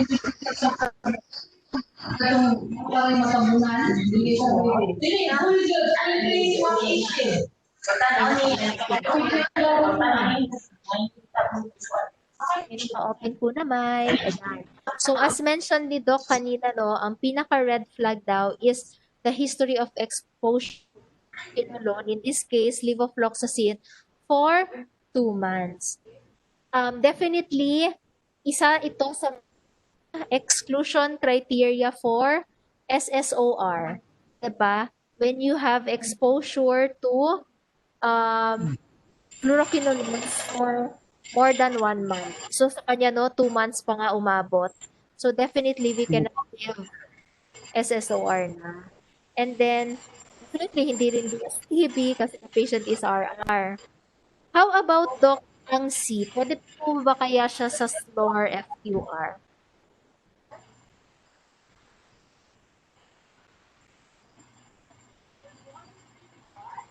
There was no mention of resistance naman, di ba?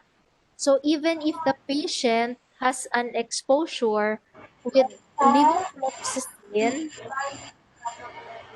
can the patient be given slor or not?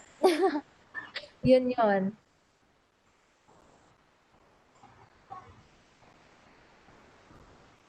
Okay, no?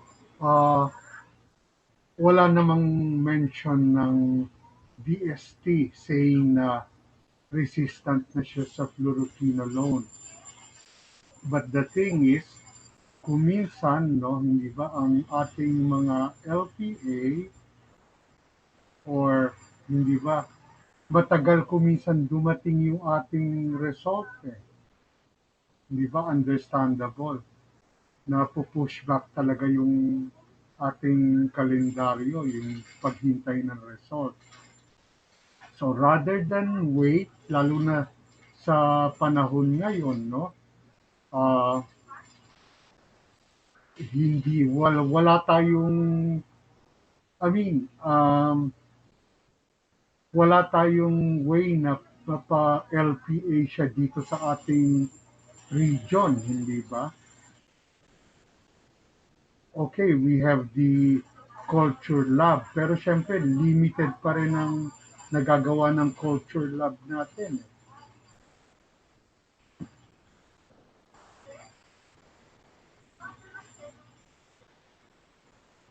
Yes, Doc.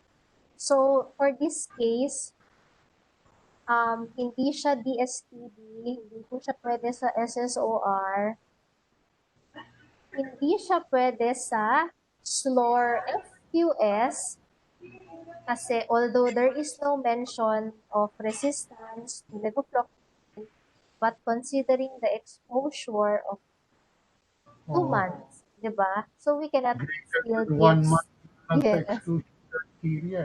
opo. So we cannot also give yung SLOR FQS. But for FQR, ang kasama po sa exclusion criteria ng FQR, kasama po ba si levofloxacin? Kasi ito, meaning resistant na siya, no? Ang kasama po sa drugs na may history of exposure dapat si patient ay DDQ, linezolid, cycloserine, clofazimine, or delamanin. Mm-hmm. Yes, so in this case, pwede pa natin ibigay si SLOR FQR. Okay naman ang kanyang ECG, hindi naman more than 500, negative pregnancy test. Others are normal. So yes, it's letter C. Tama po ba, Doc?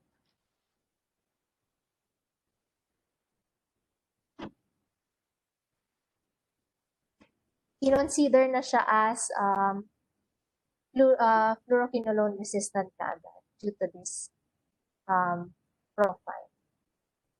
Okay. Sige. Number 6. Malapit na ba tayo? Ayan, 3 more questions na lang. Okay. So, this is another case, a 32-year-old female with RRTB. Last menstrual period, nagko-consider ito ng pregnant. Ayun, pregnant nga si patient. Pregnant and liver function and hemoglobin are all normal. The QTC is 432 milliseconds. What is the right treatment regimen? Okay. So, sa ganitong case po, Doc, ano po ba yung mga considerations in determining the treatment regimen for our patients.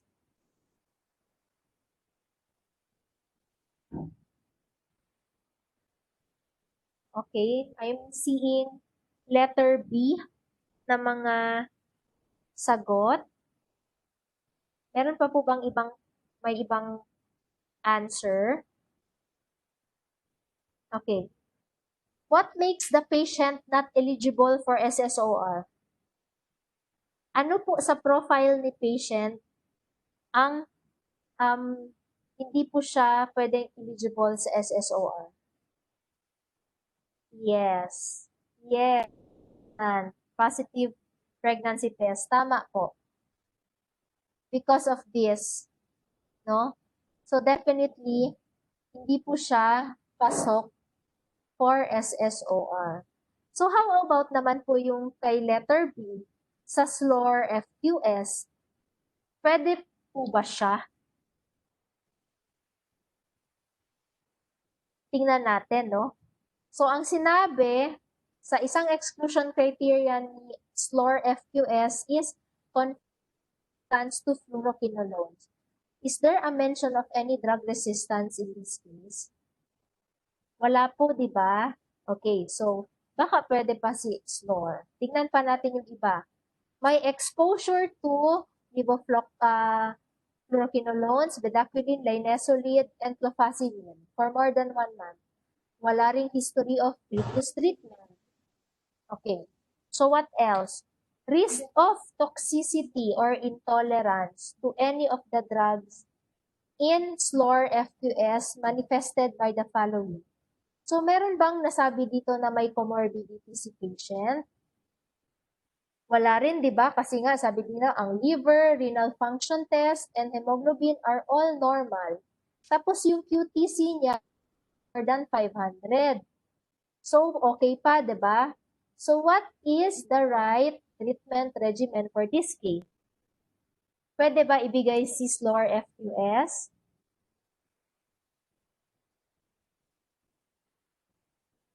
Tingnan natin yung sagot.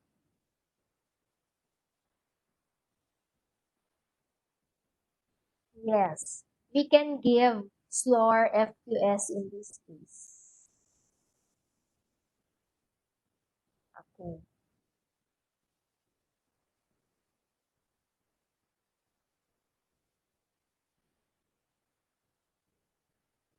Now we proceed to question number 7. Okay, the case is MMM, a 29-year-old male with a weight of 40 kilograms. Ito po yung history of TB treatment niya. Ayan, from 2019 to 2016, ang dami niya ng tinake na gamot.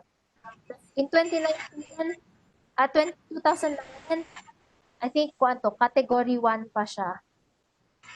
And then, 2010, another treatment of CAT1. In 2011, he was given levofloxacin, amikacin, amoxicillin with clavulanic acid. And then, 2013, may exposure, MDR treatment na siguro siya by this time, kasi may kanamycin na, may levofloxacin, may PTO. However, treatment failed. And then, another year, 2014, he was diagnosed for XDR-TB. So, he was given the empiric XDR-TB treatment. And then, by 2016, ang case niya officially was bacteriologically confirmed XDR-TB. So, DST, drug susceptibility test, ayun, napakaraming drug na resistant si patient. Resistant to isoniazid, rifampicin, ethambutol, streptomycin, kanamycin, levofloxacin. Kaya na-assign po siya as XDR. LPA drug resistant result, ayun, fluoroquinolone and ethambutol resistance detected. Isoniazid high dose and rifampicin resistance detected. So, ang TB classification niya ngayon ay bacteriologically confirmed pulmonary retreatment, CAT4, treatment failed, XDR-TB. No history of contact of TB case, and mayroon po siyang comorbidity na type 2 DM, controlled with insulin. So, in this case, ano po ba ang tamang regimen for this patient? Ang dami niya na pong resistance.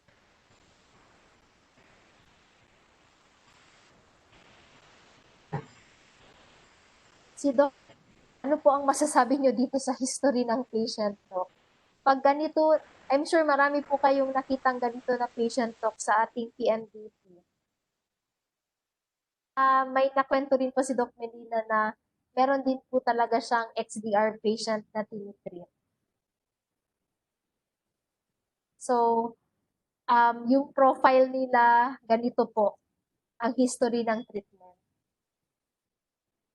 So, ano kaya? Ayan, no? Definitely, hindi na po siya pwede sa SSOR. Because of, mainly ito, exposure to all of these drugs na more than 1 month. Yun pa lang, di ba? Exclusion na kaagad. For SLOR naman, FQR, what makes the patient hindi pwede mabigay ang SLOR FQR? Ayun, dahil pa din sa history of exposure niya to all of these drugs. Diba? Andyan si clofazimine.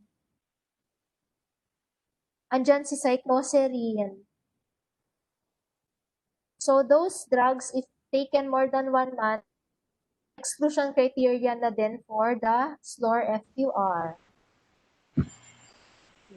So what is the best treatment? Yes, tama po yung sumagot ng letter C. Individualized treatment. Ay, bakit ganyan?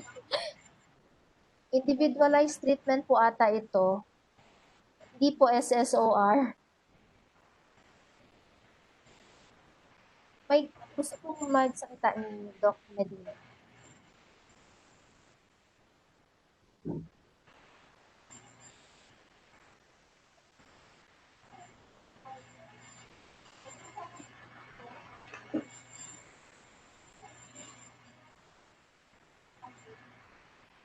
Doc, mayroon po kayong gustong i-share dito sa case na to?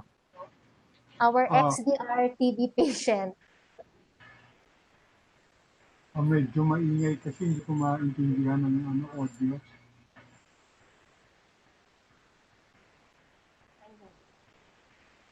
So dito talaga ang tamang ang recommended regimen is ITR pa rin.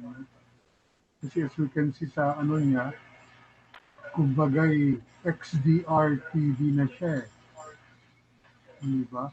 Meron na siyang resistance sa fluoroquinolone, may resistance na siya sa second line injectable, at saka yung sa resistance niya sa HR. Di ba, what is XDR? It's MDR-TB with resistance to second-line injectable and fluoroquinolone.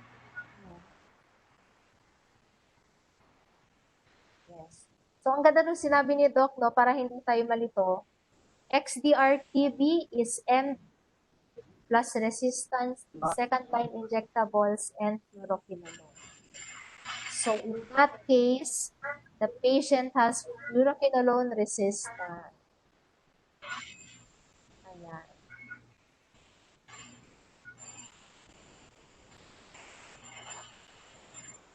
So, Doc, kumusta na po yung XDR patient ninyo? Ano? Ha? Yung... Ay, come again? Di ba po, Doc, meron tayong, kasi baka sabihin nila, meron bang XDR talaga? So, in the experience nyo, Doc, di ba, meron tayong tinitreat na XDR? Actually, marami na rin XDR na lumalabas eh. if you look at the ating mga regimen, yung mga ibang regimen natin, hindi ba pang pre-XDR na yan? O, um, understandably, mahirap talaga siyang i-manage, no? Pag XDR na. Kasi you have to salvage whatever drug na pwede mong gamitin talaga.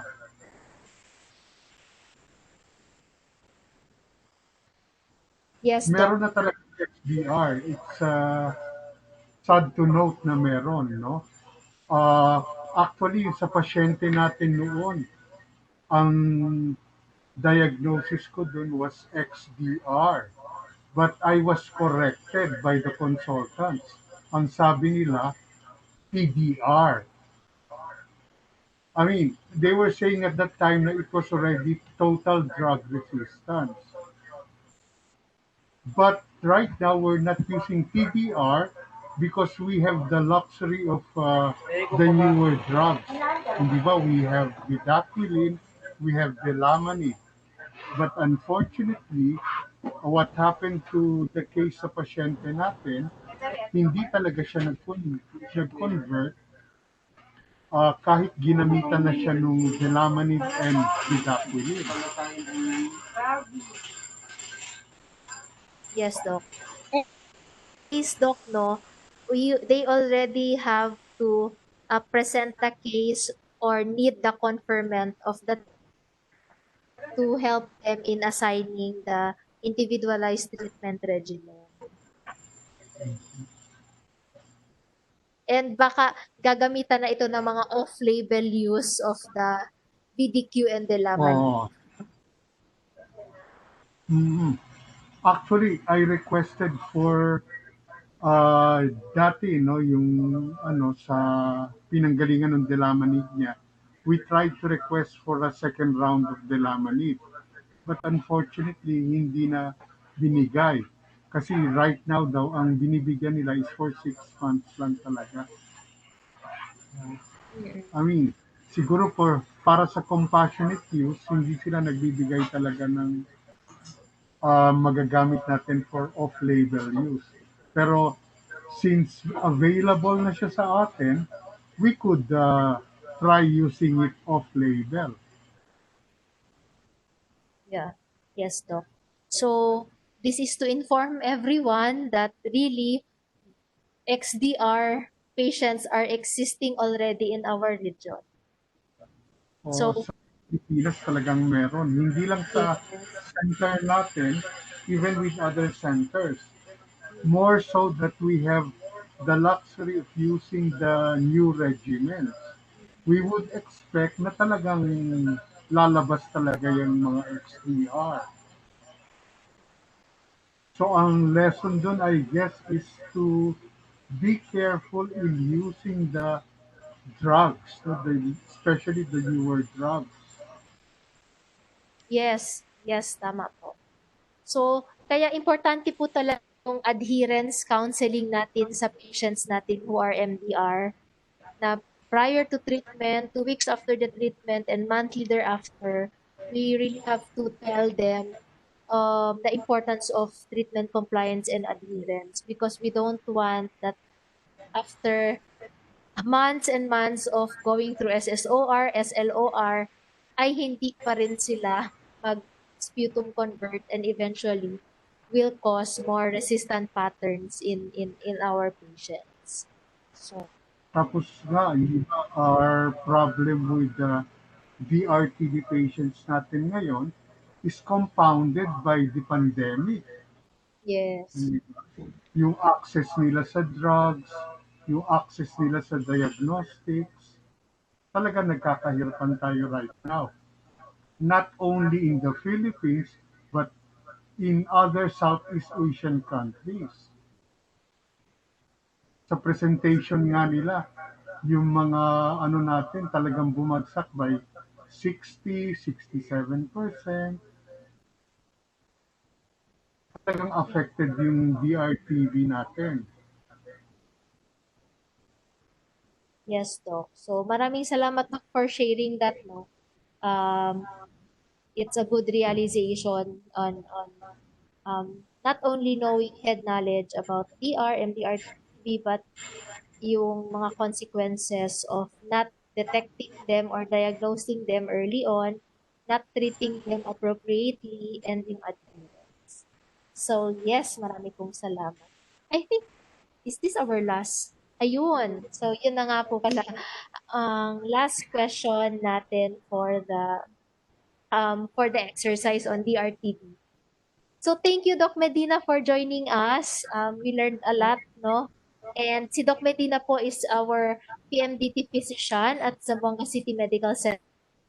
And he is also a member and a very active member of our TB MAC.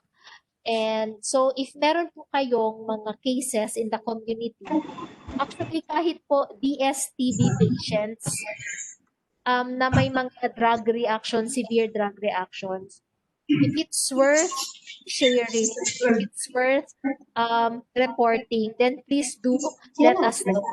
Kasi baka may mga similar cases po in the, may open po ata na microphone. Ayun. So, thank you.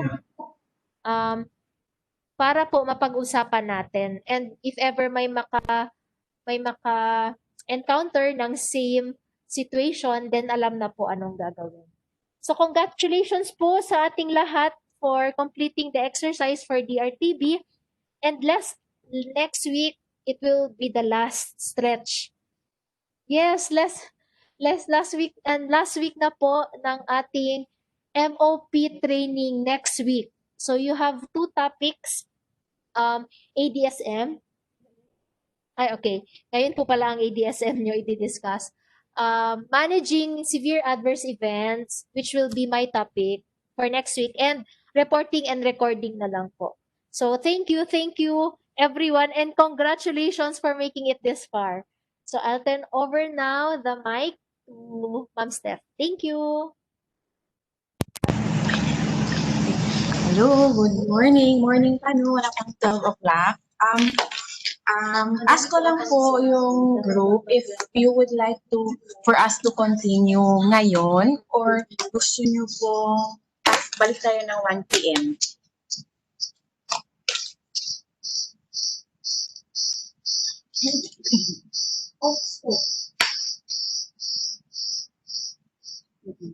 Continue na lang.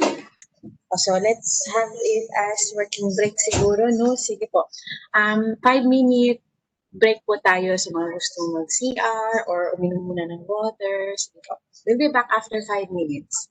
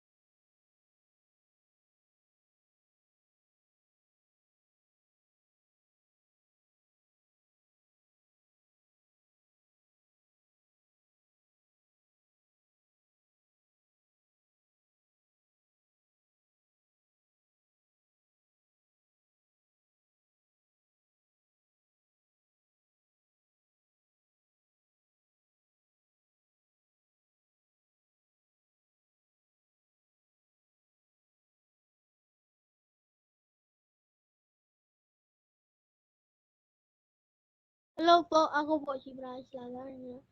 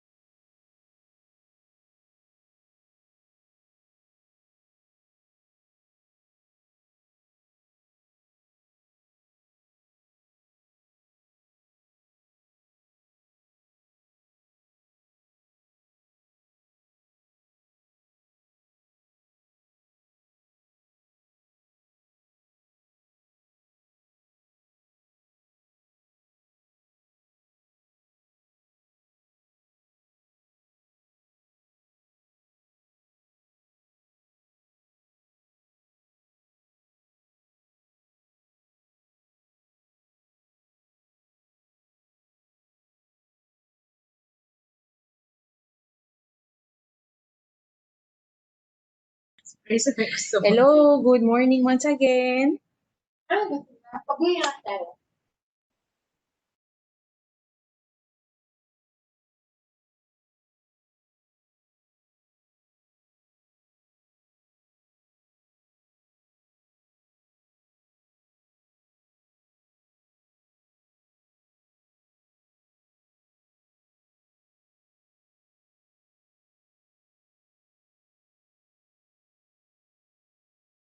Sa malapit na lang. Hello, good morning once again. Okay, so our next exercise is exercise 14. So actually we have two exercises for active drug safety management and monitoring, no, ang ADSF. But what we noticed is some of the questions in exercise 16 are already incorporated in exercise 14 po. Okay, so the first question. Which of the following is a reportable adverse event by the Philippines national policy? A, headache. Letter B, gynecomastia. Or C, hypokalemia. We have cases na reportable and then meron din naman po hindi. So, sa ating national TB na policy, ano po yung mga reportable adverse events? Okay. Somebody answered, si Ma'am Thelma answered C, si Ma'am Connie answered D. Any answers po?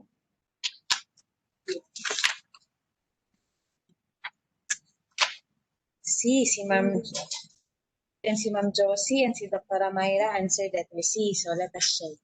The correct answer is hypokalemia. Next, number 2. Adverse events include all of the following except. The keyword here is except. So letter A, hypokalemia noted upon administration of amikacin. Letter B, pain on the injection site. Or letter C, fractured femur due to a fall incurred during post-treatment period. So, alin ditong adverse events na not to be included in, hindi dapat siya i-report. Okay, majority answer letter C. So let's check. Okay, the correct answer is letter C because this adverse event occurred after na po ng treatment. So wala na po siya labot doon. Wala na po siya during the treatment process. So hindi na po natin siya kailangan. Because it has nothing to do with the treatment anymore. Okay, number 3. Which statement is true for adverse drug reaction? Letter A. Effects suspected to be caused by a specific drug therapeutic doses. Letter B. Effects noted may not be occurred to specific drugs. Or letter C. Effects that already existed before starting the treatment. Which among the 3 statements refers to adverse drug reaction. Okay. So, okay, majority answered letter A. Let's check. Yes, the answer is letter A. Kasi as per definition, di ba, ito po yung effects that are suspected to have been caused by the drugs used in normal therapeutic doses. Number 4, an MDR-TB patient complains of abdominal pain and jaundice. The AST and ALT results were elevated 5 times of its normal limit, no? Should this be reported? Letter A, yes. Letter B, no. Letter C, we'll see in the next monitoring schedule. So, in this situation, kailangan po ba siyang i-report na kung merong elevated AST and ALT?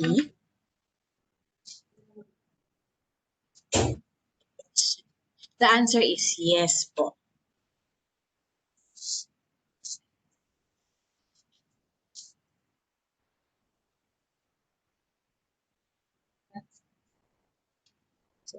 Okay, because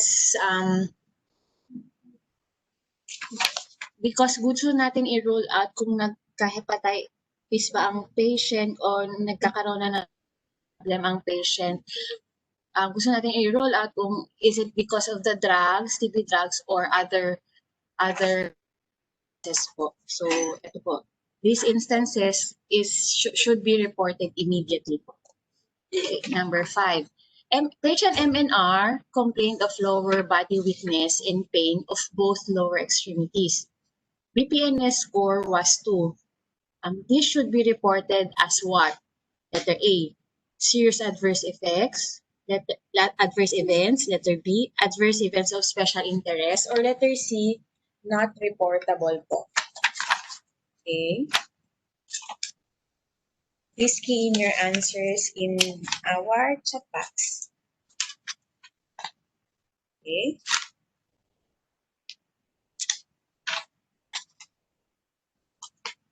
Sige po, may answer na po ba kayo? Okay, we have different answers. We have the answers letter A, letter C. Okay, the correct answer is adverse events of special interest. No, as a review, those adverse events that fall under adverse events of special interest include acute kidney injury, hepatitis, hypokalemia, myelosuppression, optic nerve disorder, ototoxicity, pancreatitis, peripheral neuropathy, prolonged QT intervals, and psychiatric disorders and CNS toxicity. Okay.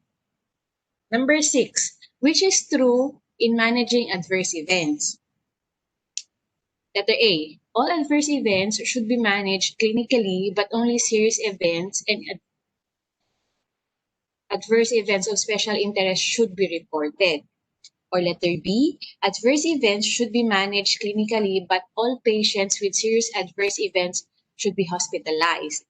Or letter C, all adverse events should be managed clinically, but only serious events of special reported. So according sa letter A, both serious adverse events of special interest should be reported, while yung letter B, pinapa-hospitalize itong mga cases, or letter C, only the serious adverse events of special interest ang i-report. So which of the 3 statement is correct? Okay. May nag-answer B, may nag-answer din ng A. Okay, let us check.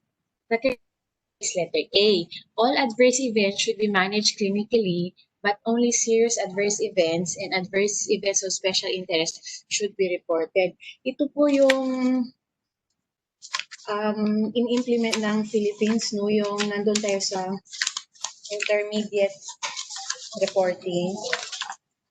Yung package being implemented by our country is doon po tayo sa intermediate, which means all serious adverse events and adverse events of special interest should be reported.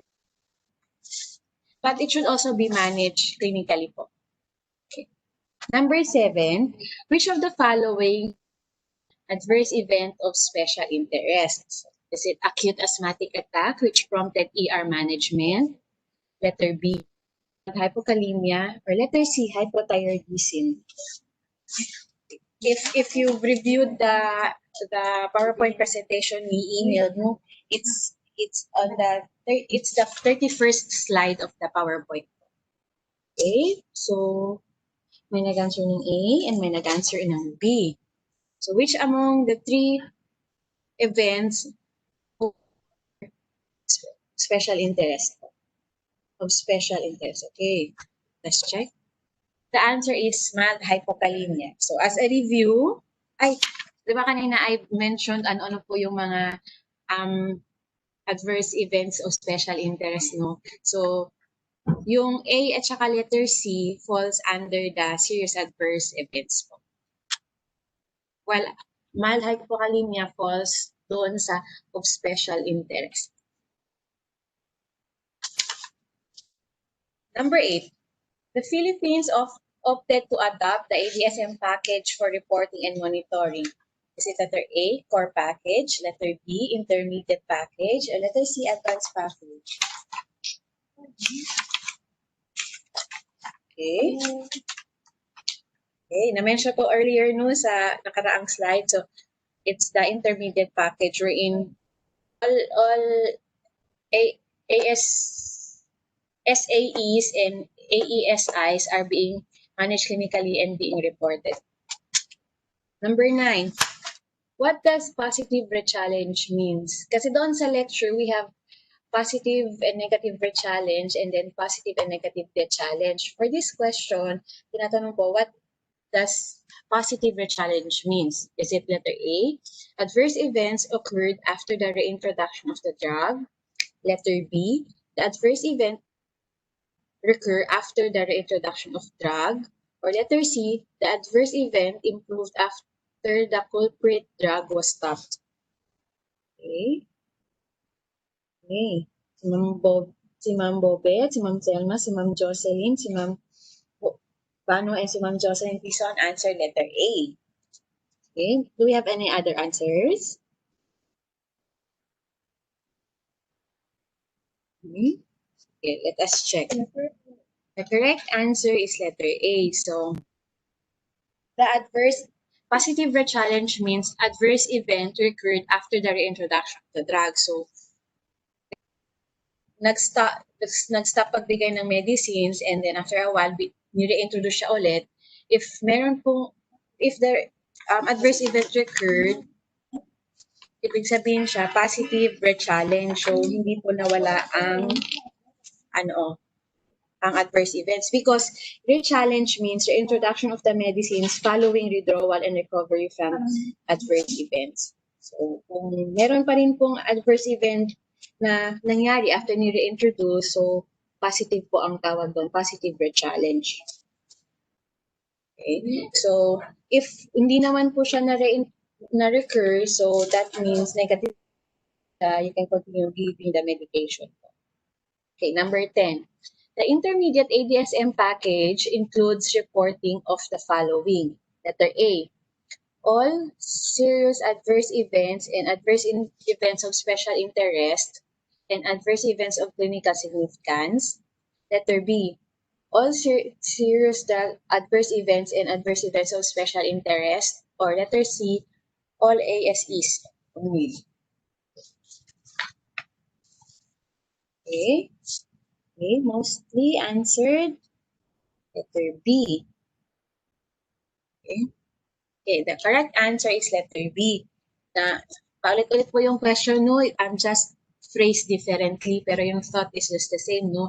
So the ADSM package implemented by our country is the intermediate ADSM package, which means reporting of all SAEs and AESIs. Okay. Number 11, one of the essential activities of ADSM is it letter A, management of adverse events in a timely manner? Letter B, collection of all adverse events. Or letter C, passive clinical assessment to determine drug toxicity. So ano po yung pinaka-importante ginagawa during ADSM po? Okay. Please key in your answers po sa ating chat box. Okay. Okay. Let's check. Letter is letter management of adverse events in a timely manner, because it is very important po kung mayroong na-experience adverse events, po siyang ma-manage and ma-report to prevent any irreversible damage that may happen if hindi po siya na-control po or na-stop, which later on could lead to the death of our patients. Ito po yung ina-avoid nating mangyari. And because in management of drug resistance TB, ngayon, no, we have so many new drugs, medyo may mga side effects even siya as compared to our drug susceptible TB drugs. So it is very important that patients are being monitored regularly. Number 12, to whom does ADSM apply? Letter A, to all patients receiving levofloxacin and protonamide. Letter B, to all patients receiving a regimen containing bedaquiline and delamanid. Letter C, to all patients receiving standard short all-oral regimen. Or letter D, is it A and C? Or letter E, B and C? Okay, please key in your answers po.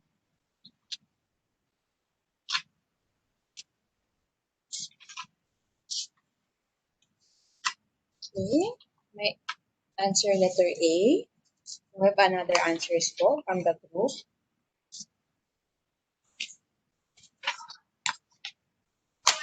So the correct answer is letter B and C.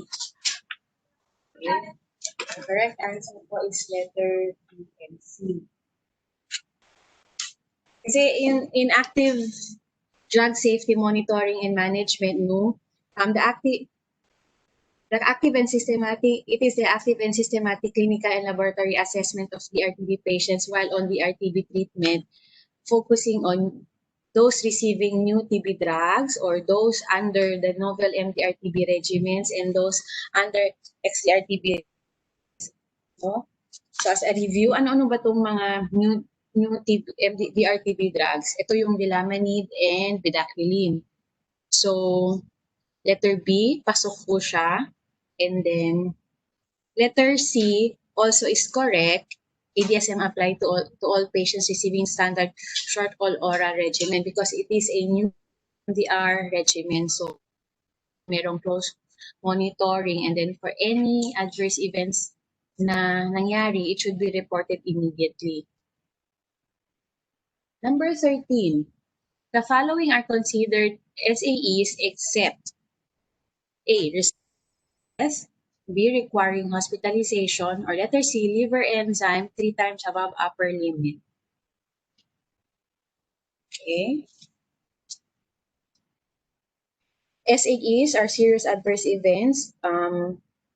These are any untoward medical occurrence at any therapeutic doses. So, ano po yung sagot?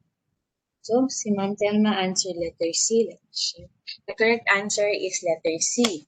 So, ano-ano po yung mga adverse events under SAEs? So, this includes resulting in death. So, correct si number 1, letter A. The event that is life-threatening or the event that requires inpatient or results in prolongation of existing hospitalization. It also includes results in persistent disability or incapacity. It also includes congenital anomaly or birth defect, and events that do not immediately result in any of those outcomes but which require an intervention to prevent a serious outcome are included. So yung letter C po, hindi po siya under serious adverse events, but it is under adverse events of special interest po. Number 14.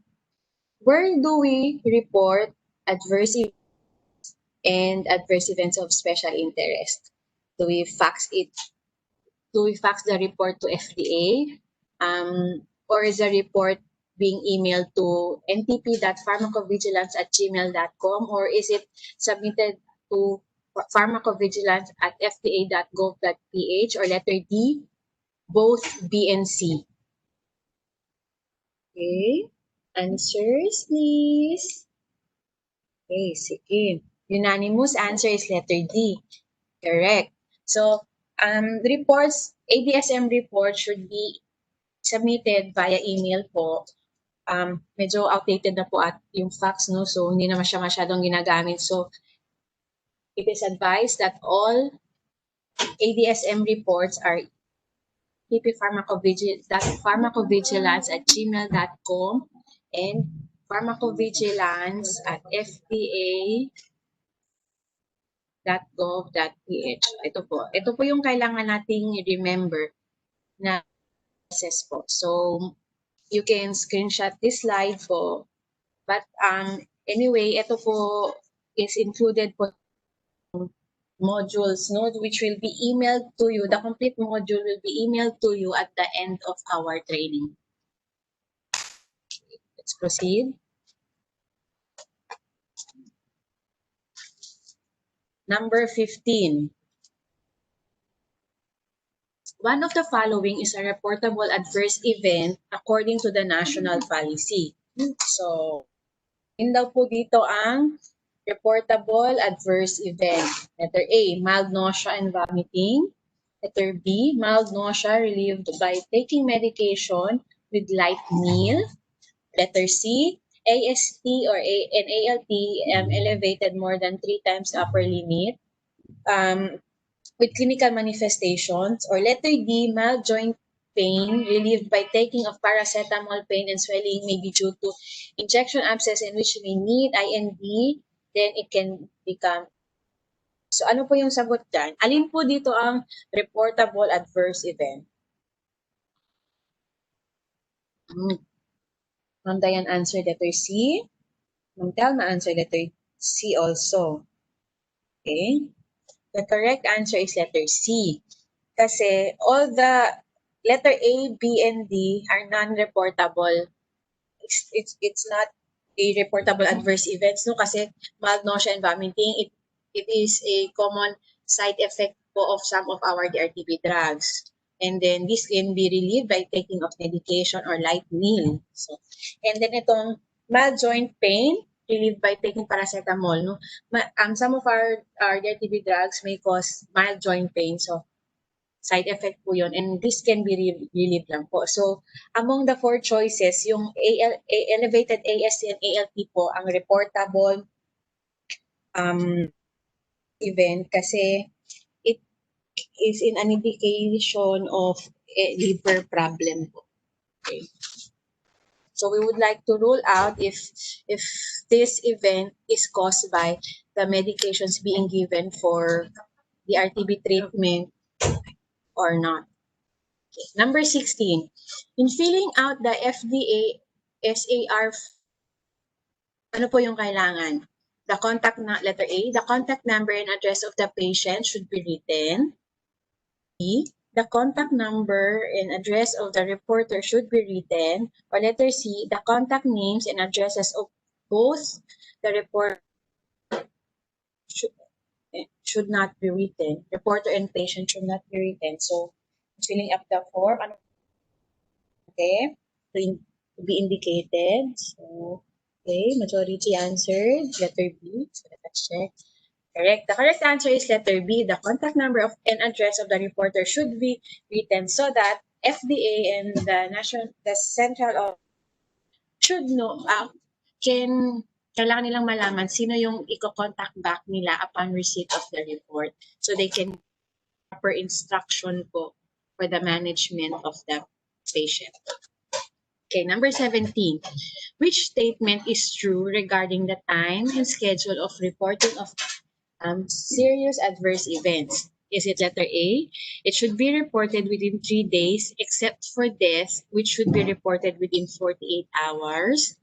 Or is it B? Deaths should be reported within 24 hours, while the other SAEs should be reported within 3 days. Or letter C, all SAEs should be reported within 24 hours.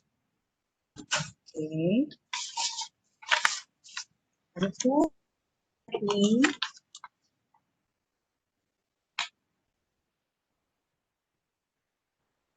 Okay. Answer. Majority or almost all answered letter B. Okay. The correct answer is letter B. Death should be reported within 24 hours, while other SAEs should be reported within 3 days. Or when the report was received. Okay. So, pinili ko yung answer. Kasi po, if ever the report was received, the report should be, the information should be reported.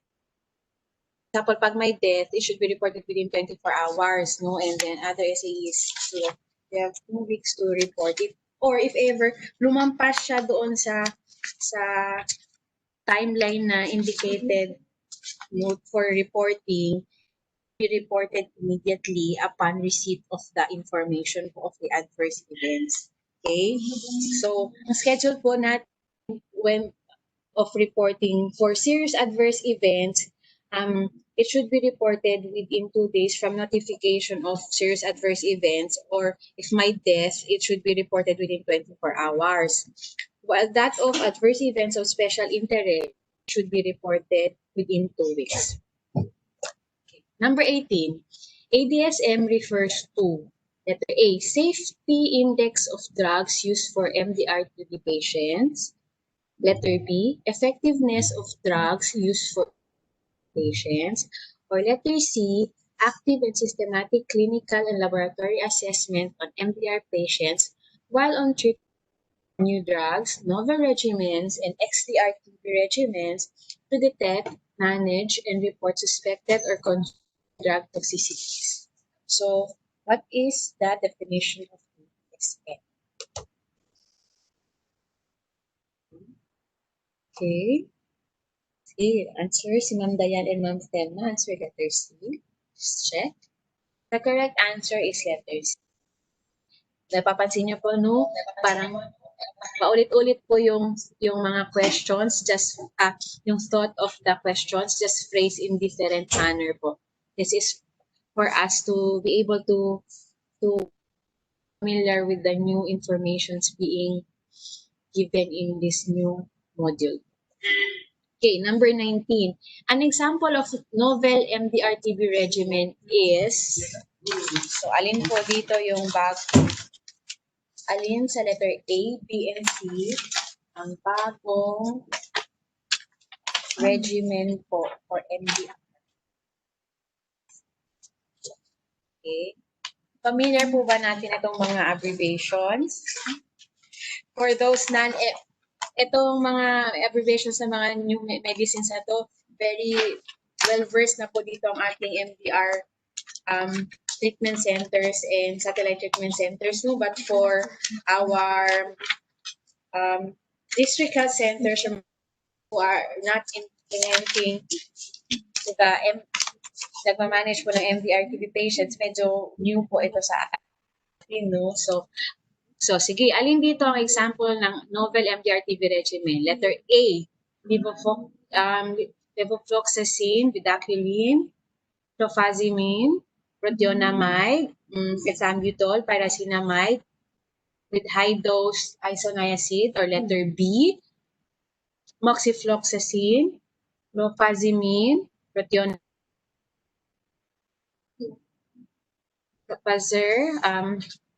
isoniazid, ethambutol, and pyrazinamide. Or C, levofloxacin, protonamide, cycloserine, and inosalicylic acid. So, alin po dito yung bagong MDR regimen? Sige. So, may nag-answer ng A, may okay, letter A. So, last one answer letter B. Okay. So the correct answer is letter A. So para madali nyo pong ma-remember na ng bago siyang regimen for MDR-TB, ano po ba yung bagong gamot na ginagawa ng MDR treatment? Ito po yung bedaquiline. So letter A, parang giveaway, pagkabasa pa lang sa bedaquiline, no, parang giveaway answer na po siya as the new novel, as a novel MDR-TB regimen. Okay.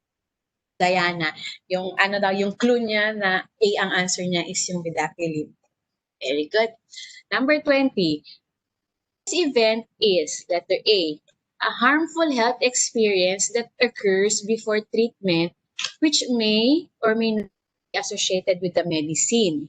Or is it letter B, a harmful event suspected to be caused by a medicine when used at normal therapeutic doses? Or letter C, a harmful experience that occurs during treatment which may or may not be associated with the medicine. So, yes. So, we have three different answers. Si Ma'am Bobet said it's letter A.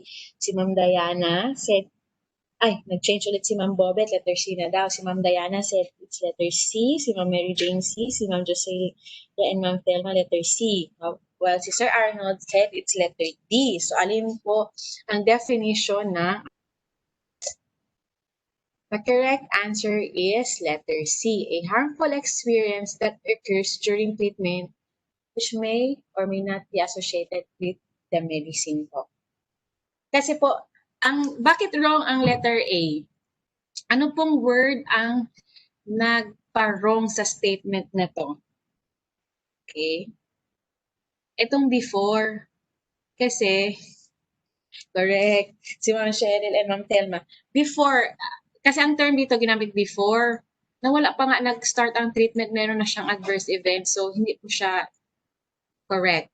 No? Dapat during, sana ang, or after, during the treatment ang tamang term dapat. So, hindi before. Ito namang letter, bakit siya wrong? Kasi, ang sabi dito ay harmful effects suspected to be caused by a medicine when used at a normal dose. Okay.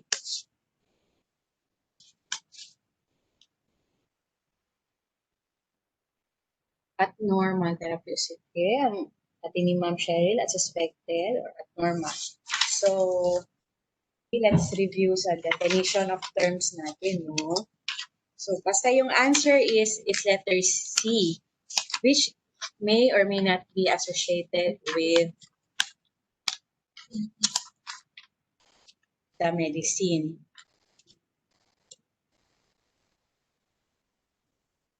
Okay. Number 21.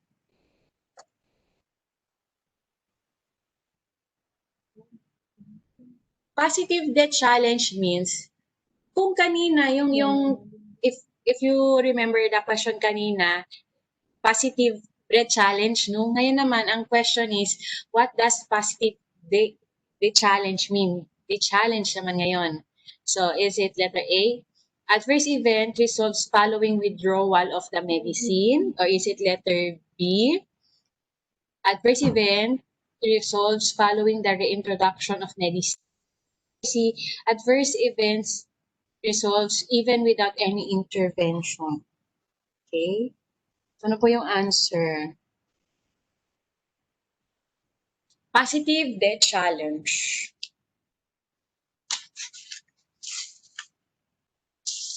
Okay? What does the challenge mean ba?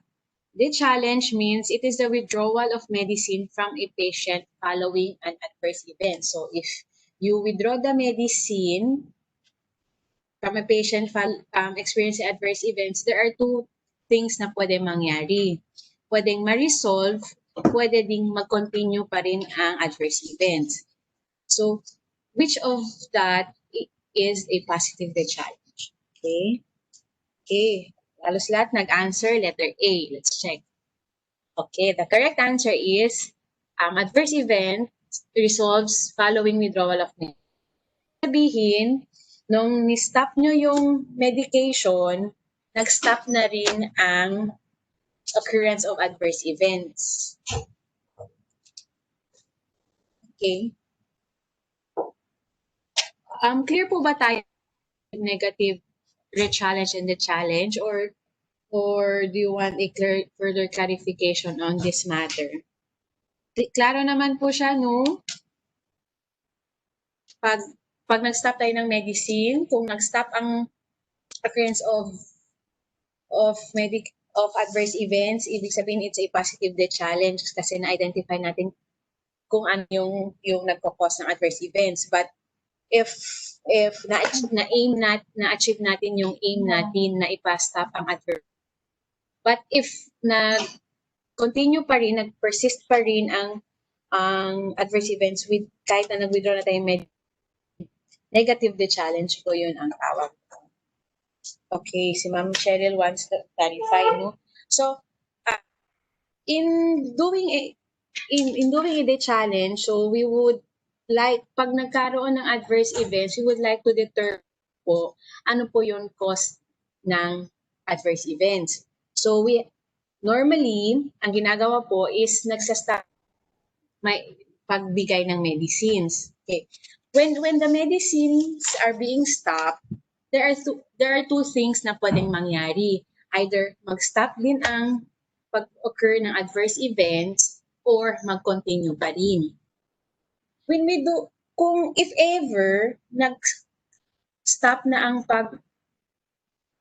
na-resolve, ibig sabihin positive yung result ng ating challenge. That's why positive na-resolve po ang adverse events. Pero pag nag-continue pa rin ang adverse events despite the withdrawal of medicine, negative po ang tawag doon, negative the challenge, kasi hindi po natin nalaman kung hindi po natin na-achieve yung gusto natin pag-resolve ng adverse events nung nag-stop ng medicine. Clear? Got it? Okay, thank you.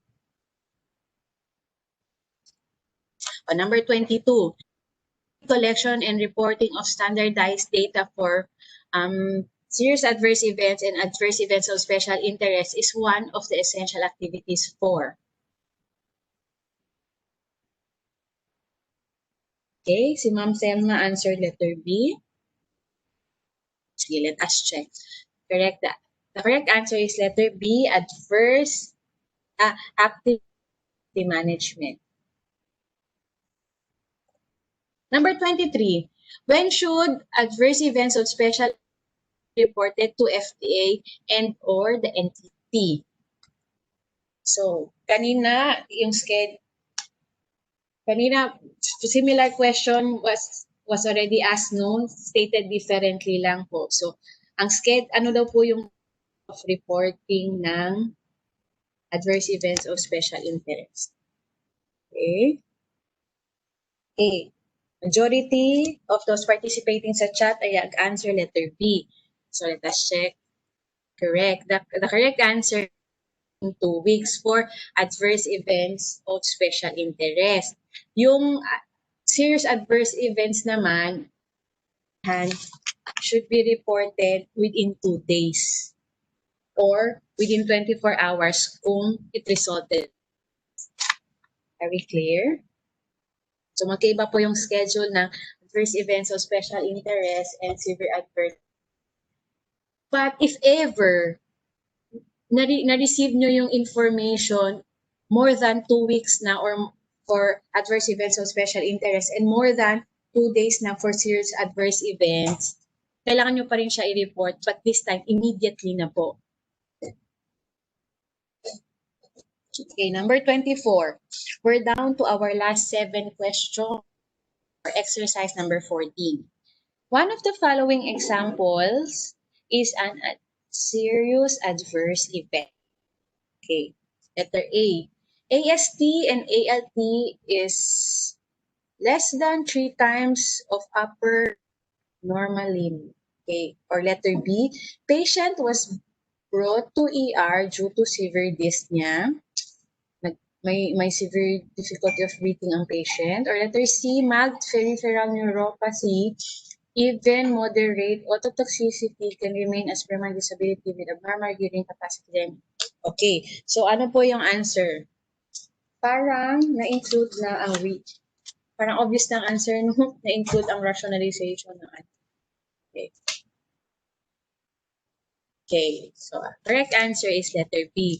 Patient was brought to ER because of severe dyspnea.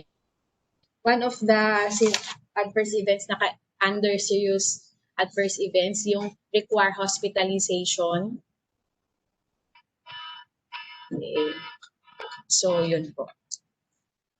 Kasi yung mild peripheral neuropathy, ano siya, under siya adverse events o special interest.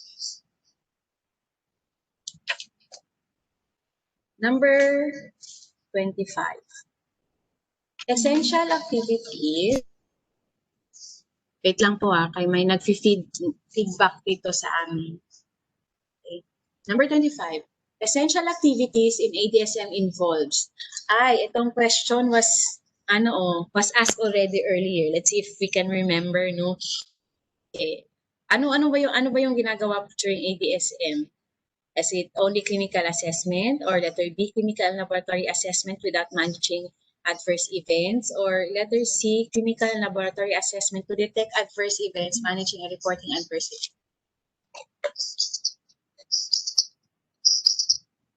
Okay. Ano po yung answer? All of you answered letter C. Check.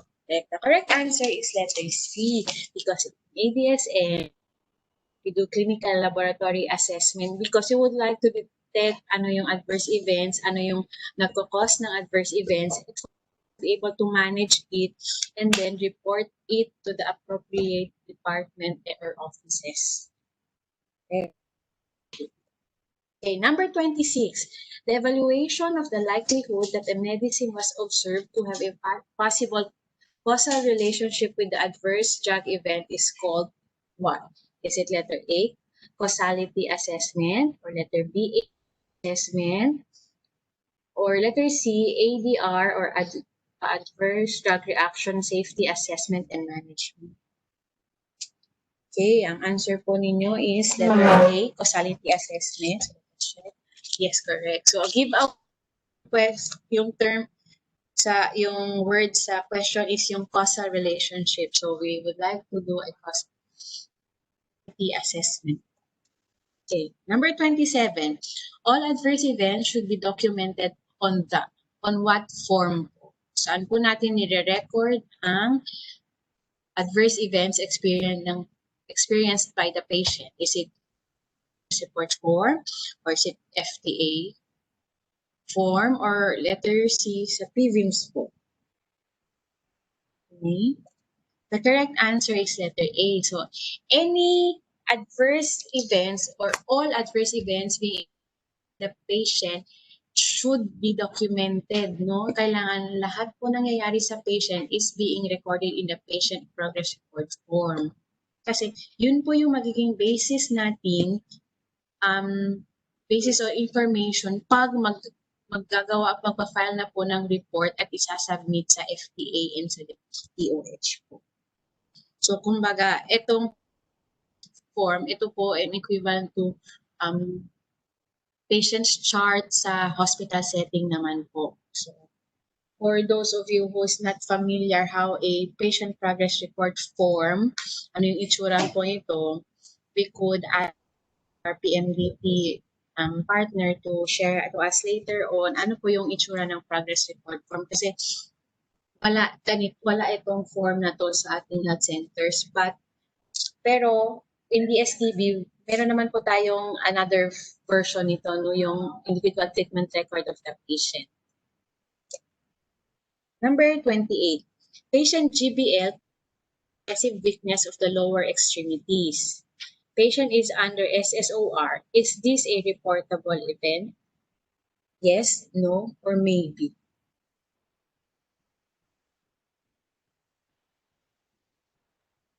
Okay. So, okay. All of you answered, most of the patient answered letter A. So, why is it not a reportable event?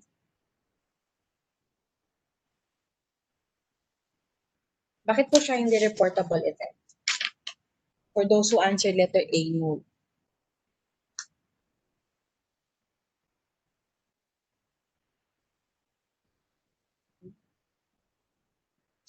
Let's check. So, hindi po siya hindi po siya reportable case.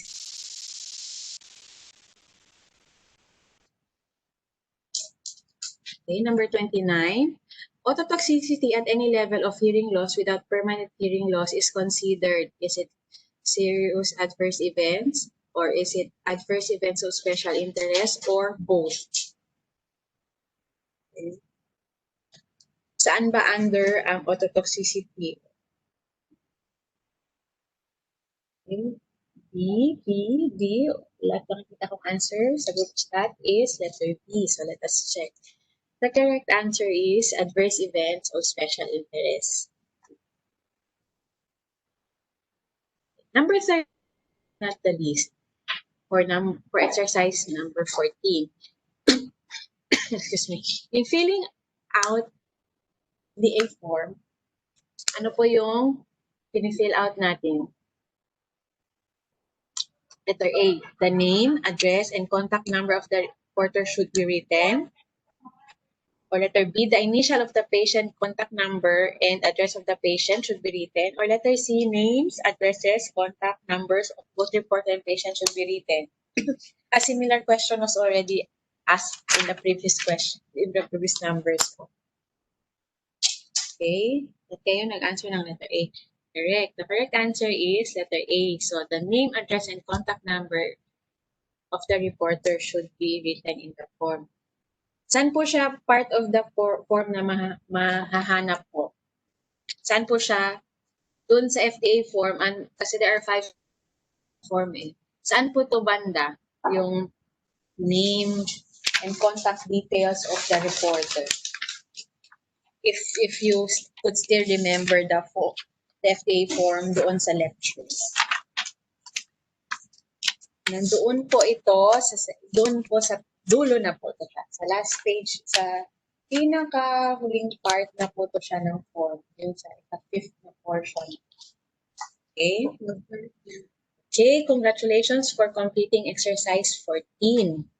So, time check, it's already 12:30, no? So, go over lang po natin yung exercise 16 mabilis. Okay. So, parang 7 questions lang po ata ito. So, bilisan lang po natin so that kasi alam namin yung iba po is baka nagutom na rin po. So, number 1, RMN complained of lower body weakness and difficulty in walking on January 3, 2019. Serum potassium levels tested on same date and was 3.0 mmol per liter. So, is it a serious adverse event, or is it special interest, or this is not a reportable case? Ano po siya? Meron po, the patient is experiencing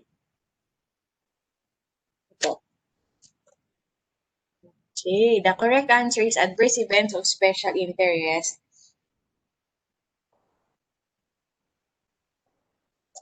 Okay, letter number 2. LCD, after taking his TB meds, went home to rest on February 14, 2019.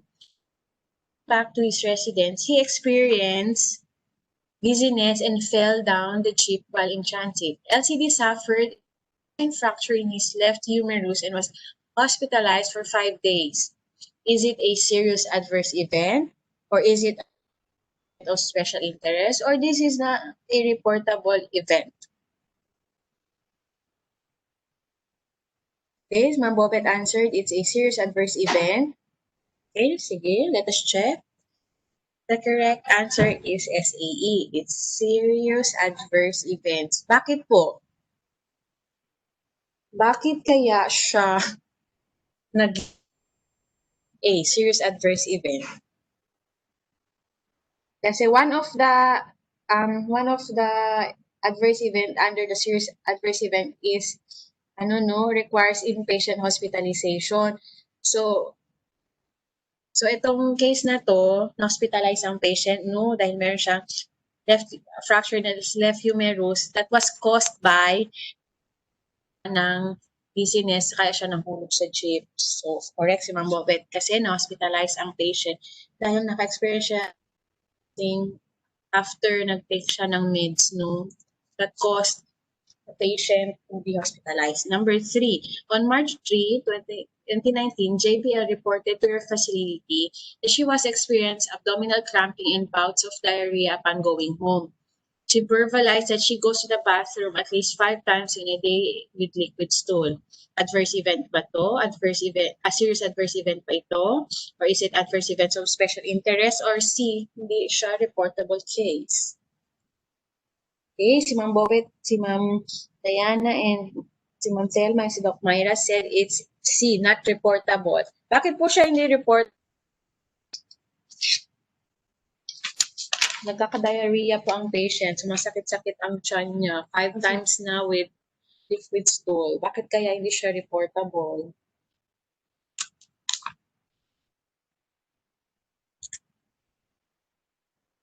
Okay.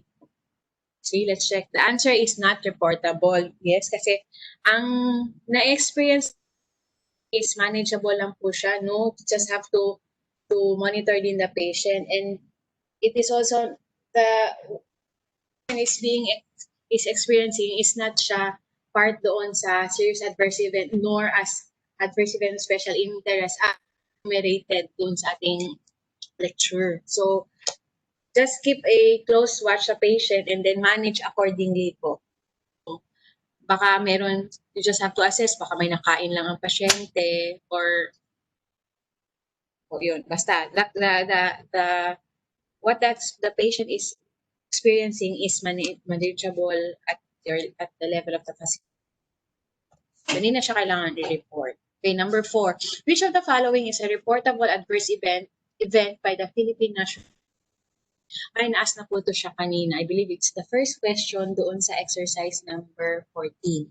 Okay? The answer is hypokalemia. It is an adverse event of special interest. So, reportable po ito siya. Okay, number 5. Adverse events include all of the following except hypokalemia, notice upon administration of amikacin. Is it pain on the injection site or fractured femur due to a fall post-treatment period? So, alin dito hindi adverse event?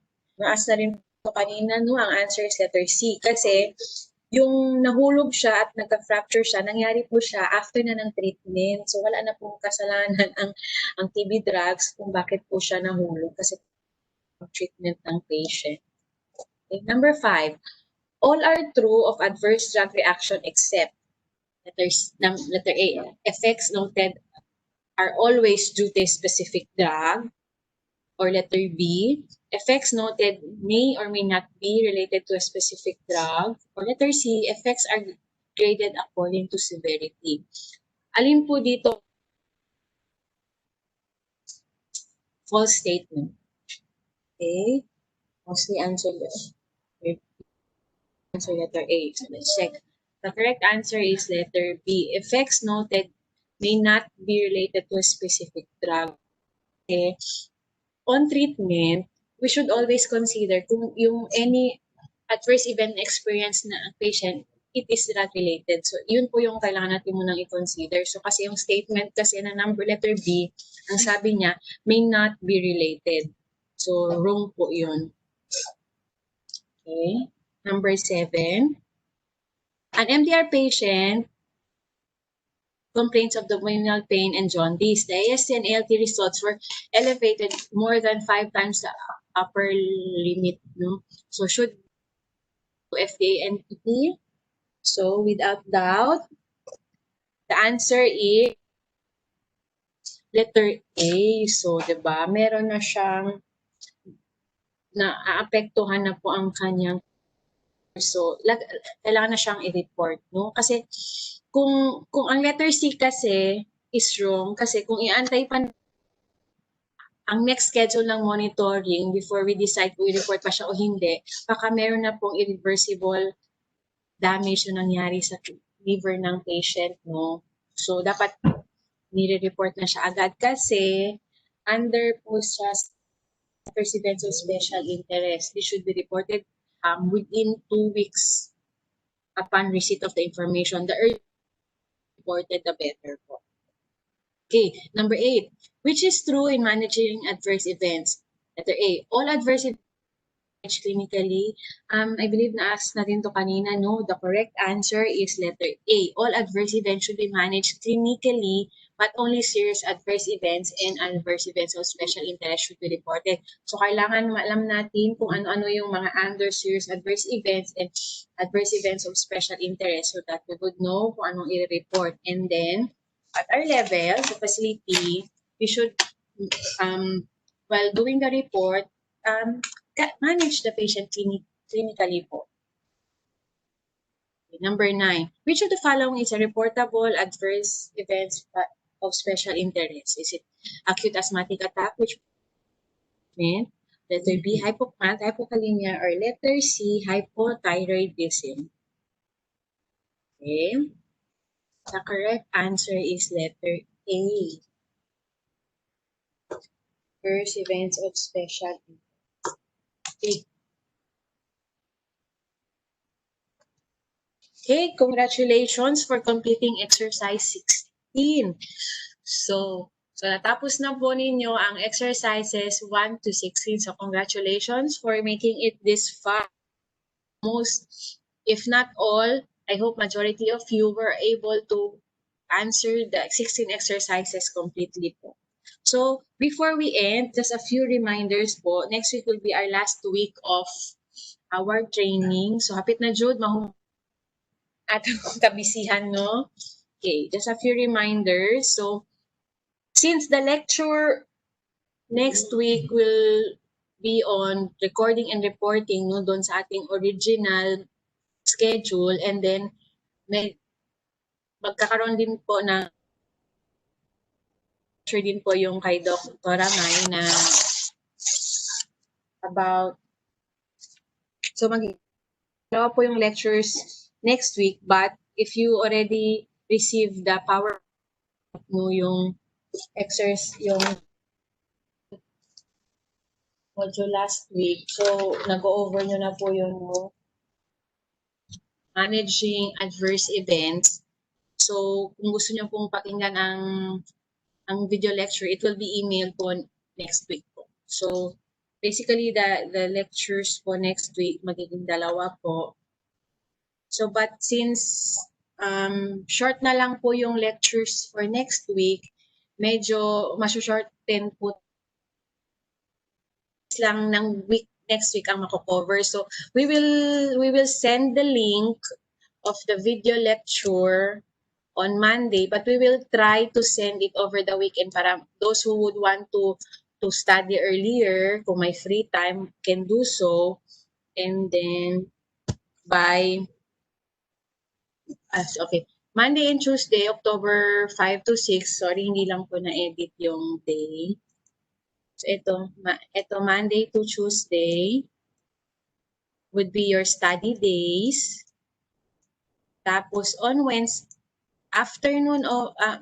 on Wednesday, we will link for the exercise number 17, the last exercise for the module, which is the recording. And then we will also send the link of the post-test.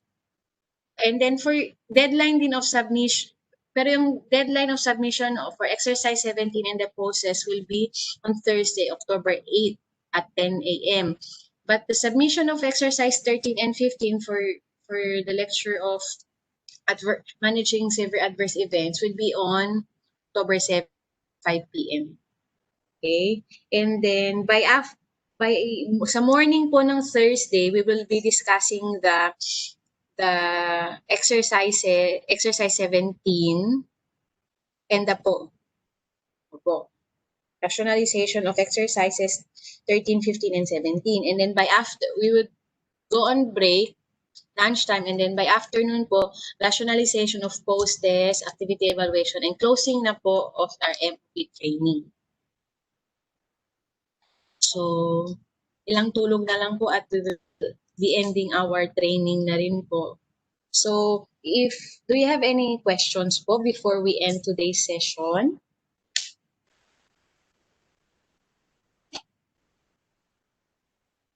So far none. So, thank you po for participating in today's session kahit na late po tayo natapos, and thank you for 3 hours of your time. And then we will try to email the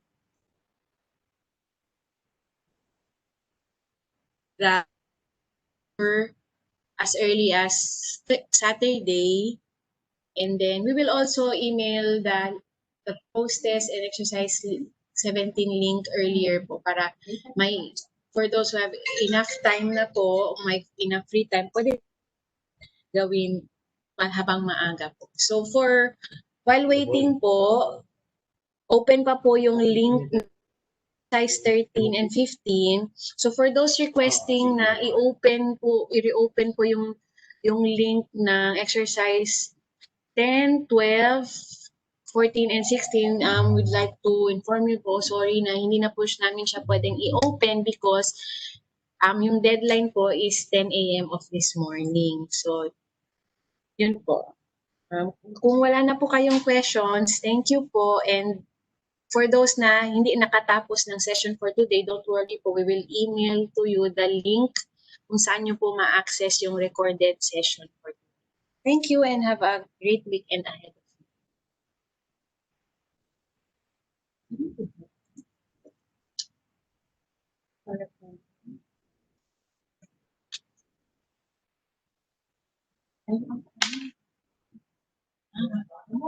Yes,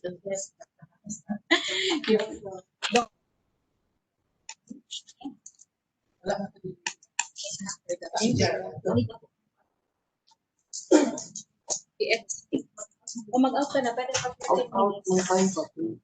Tira ka muna. Nag-cooking na. Hindi ka mag-cooking. Asukal.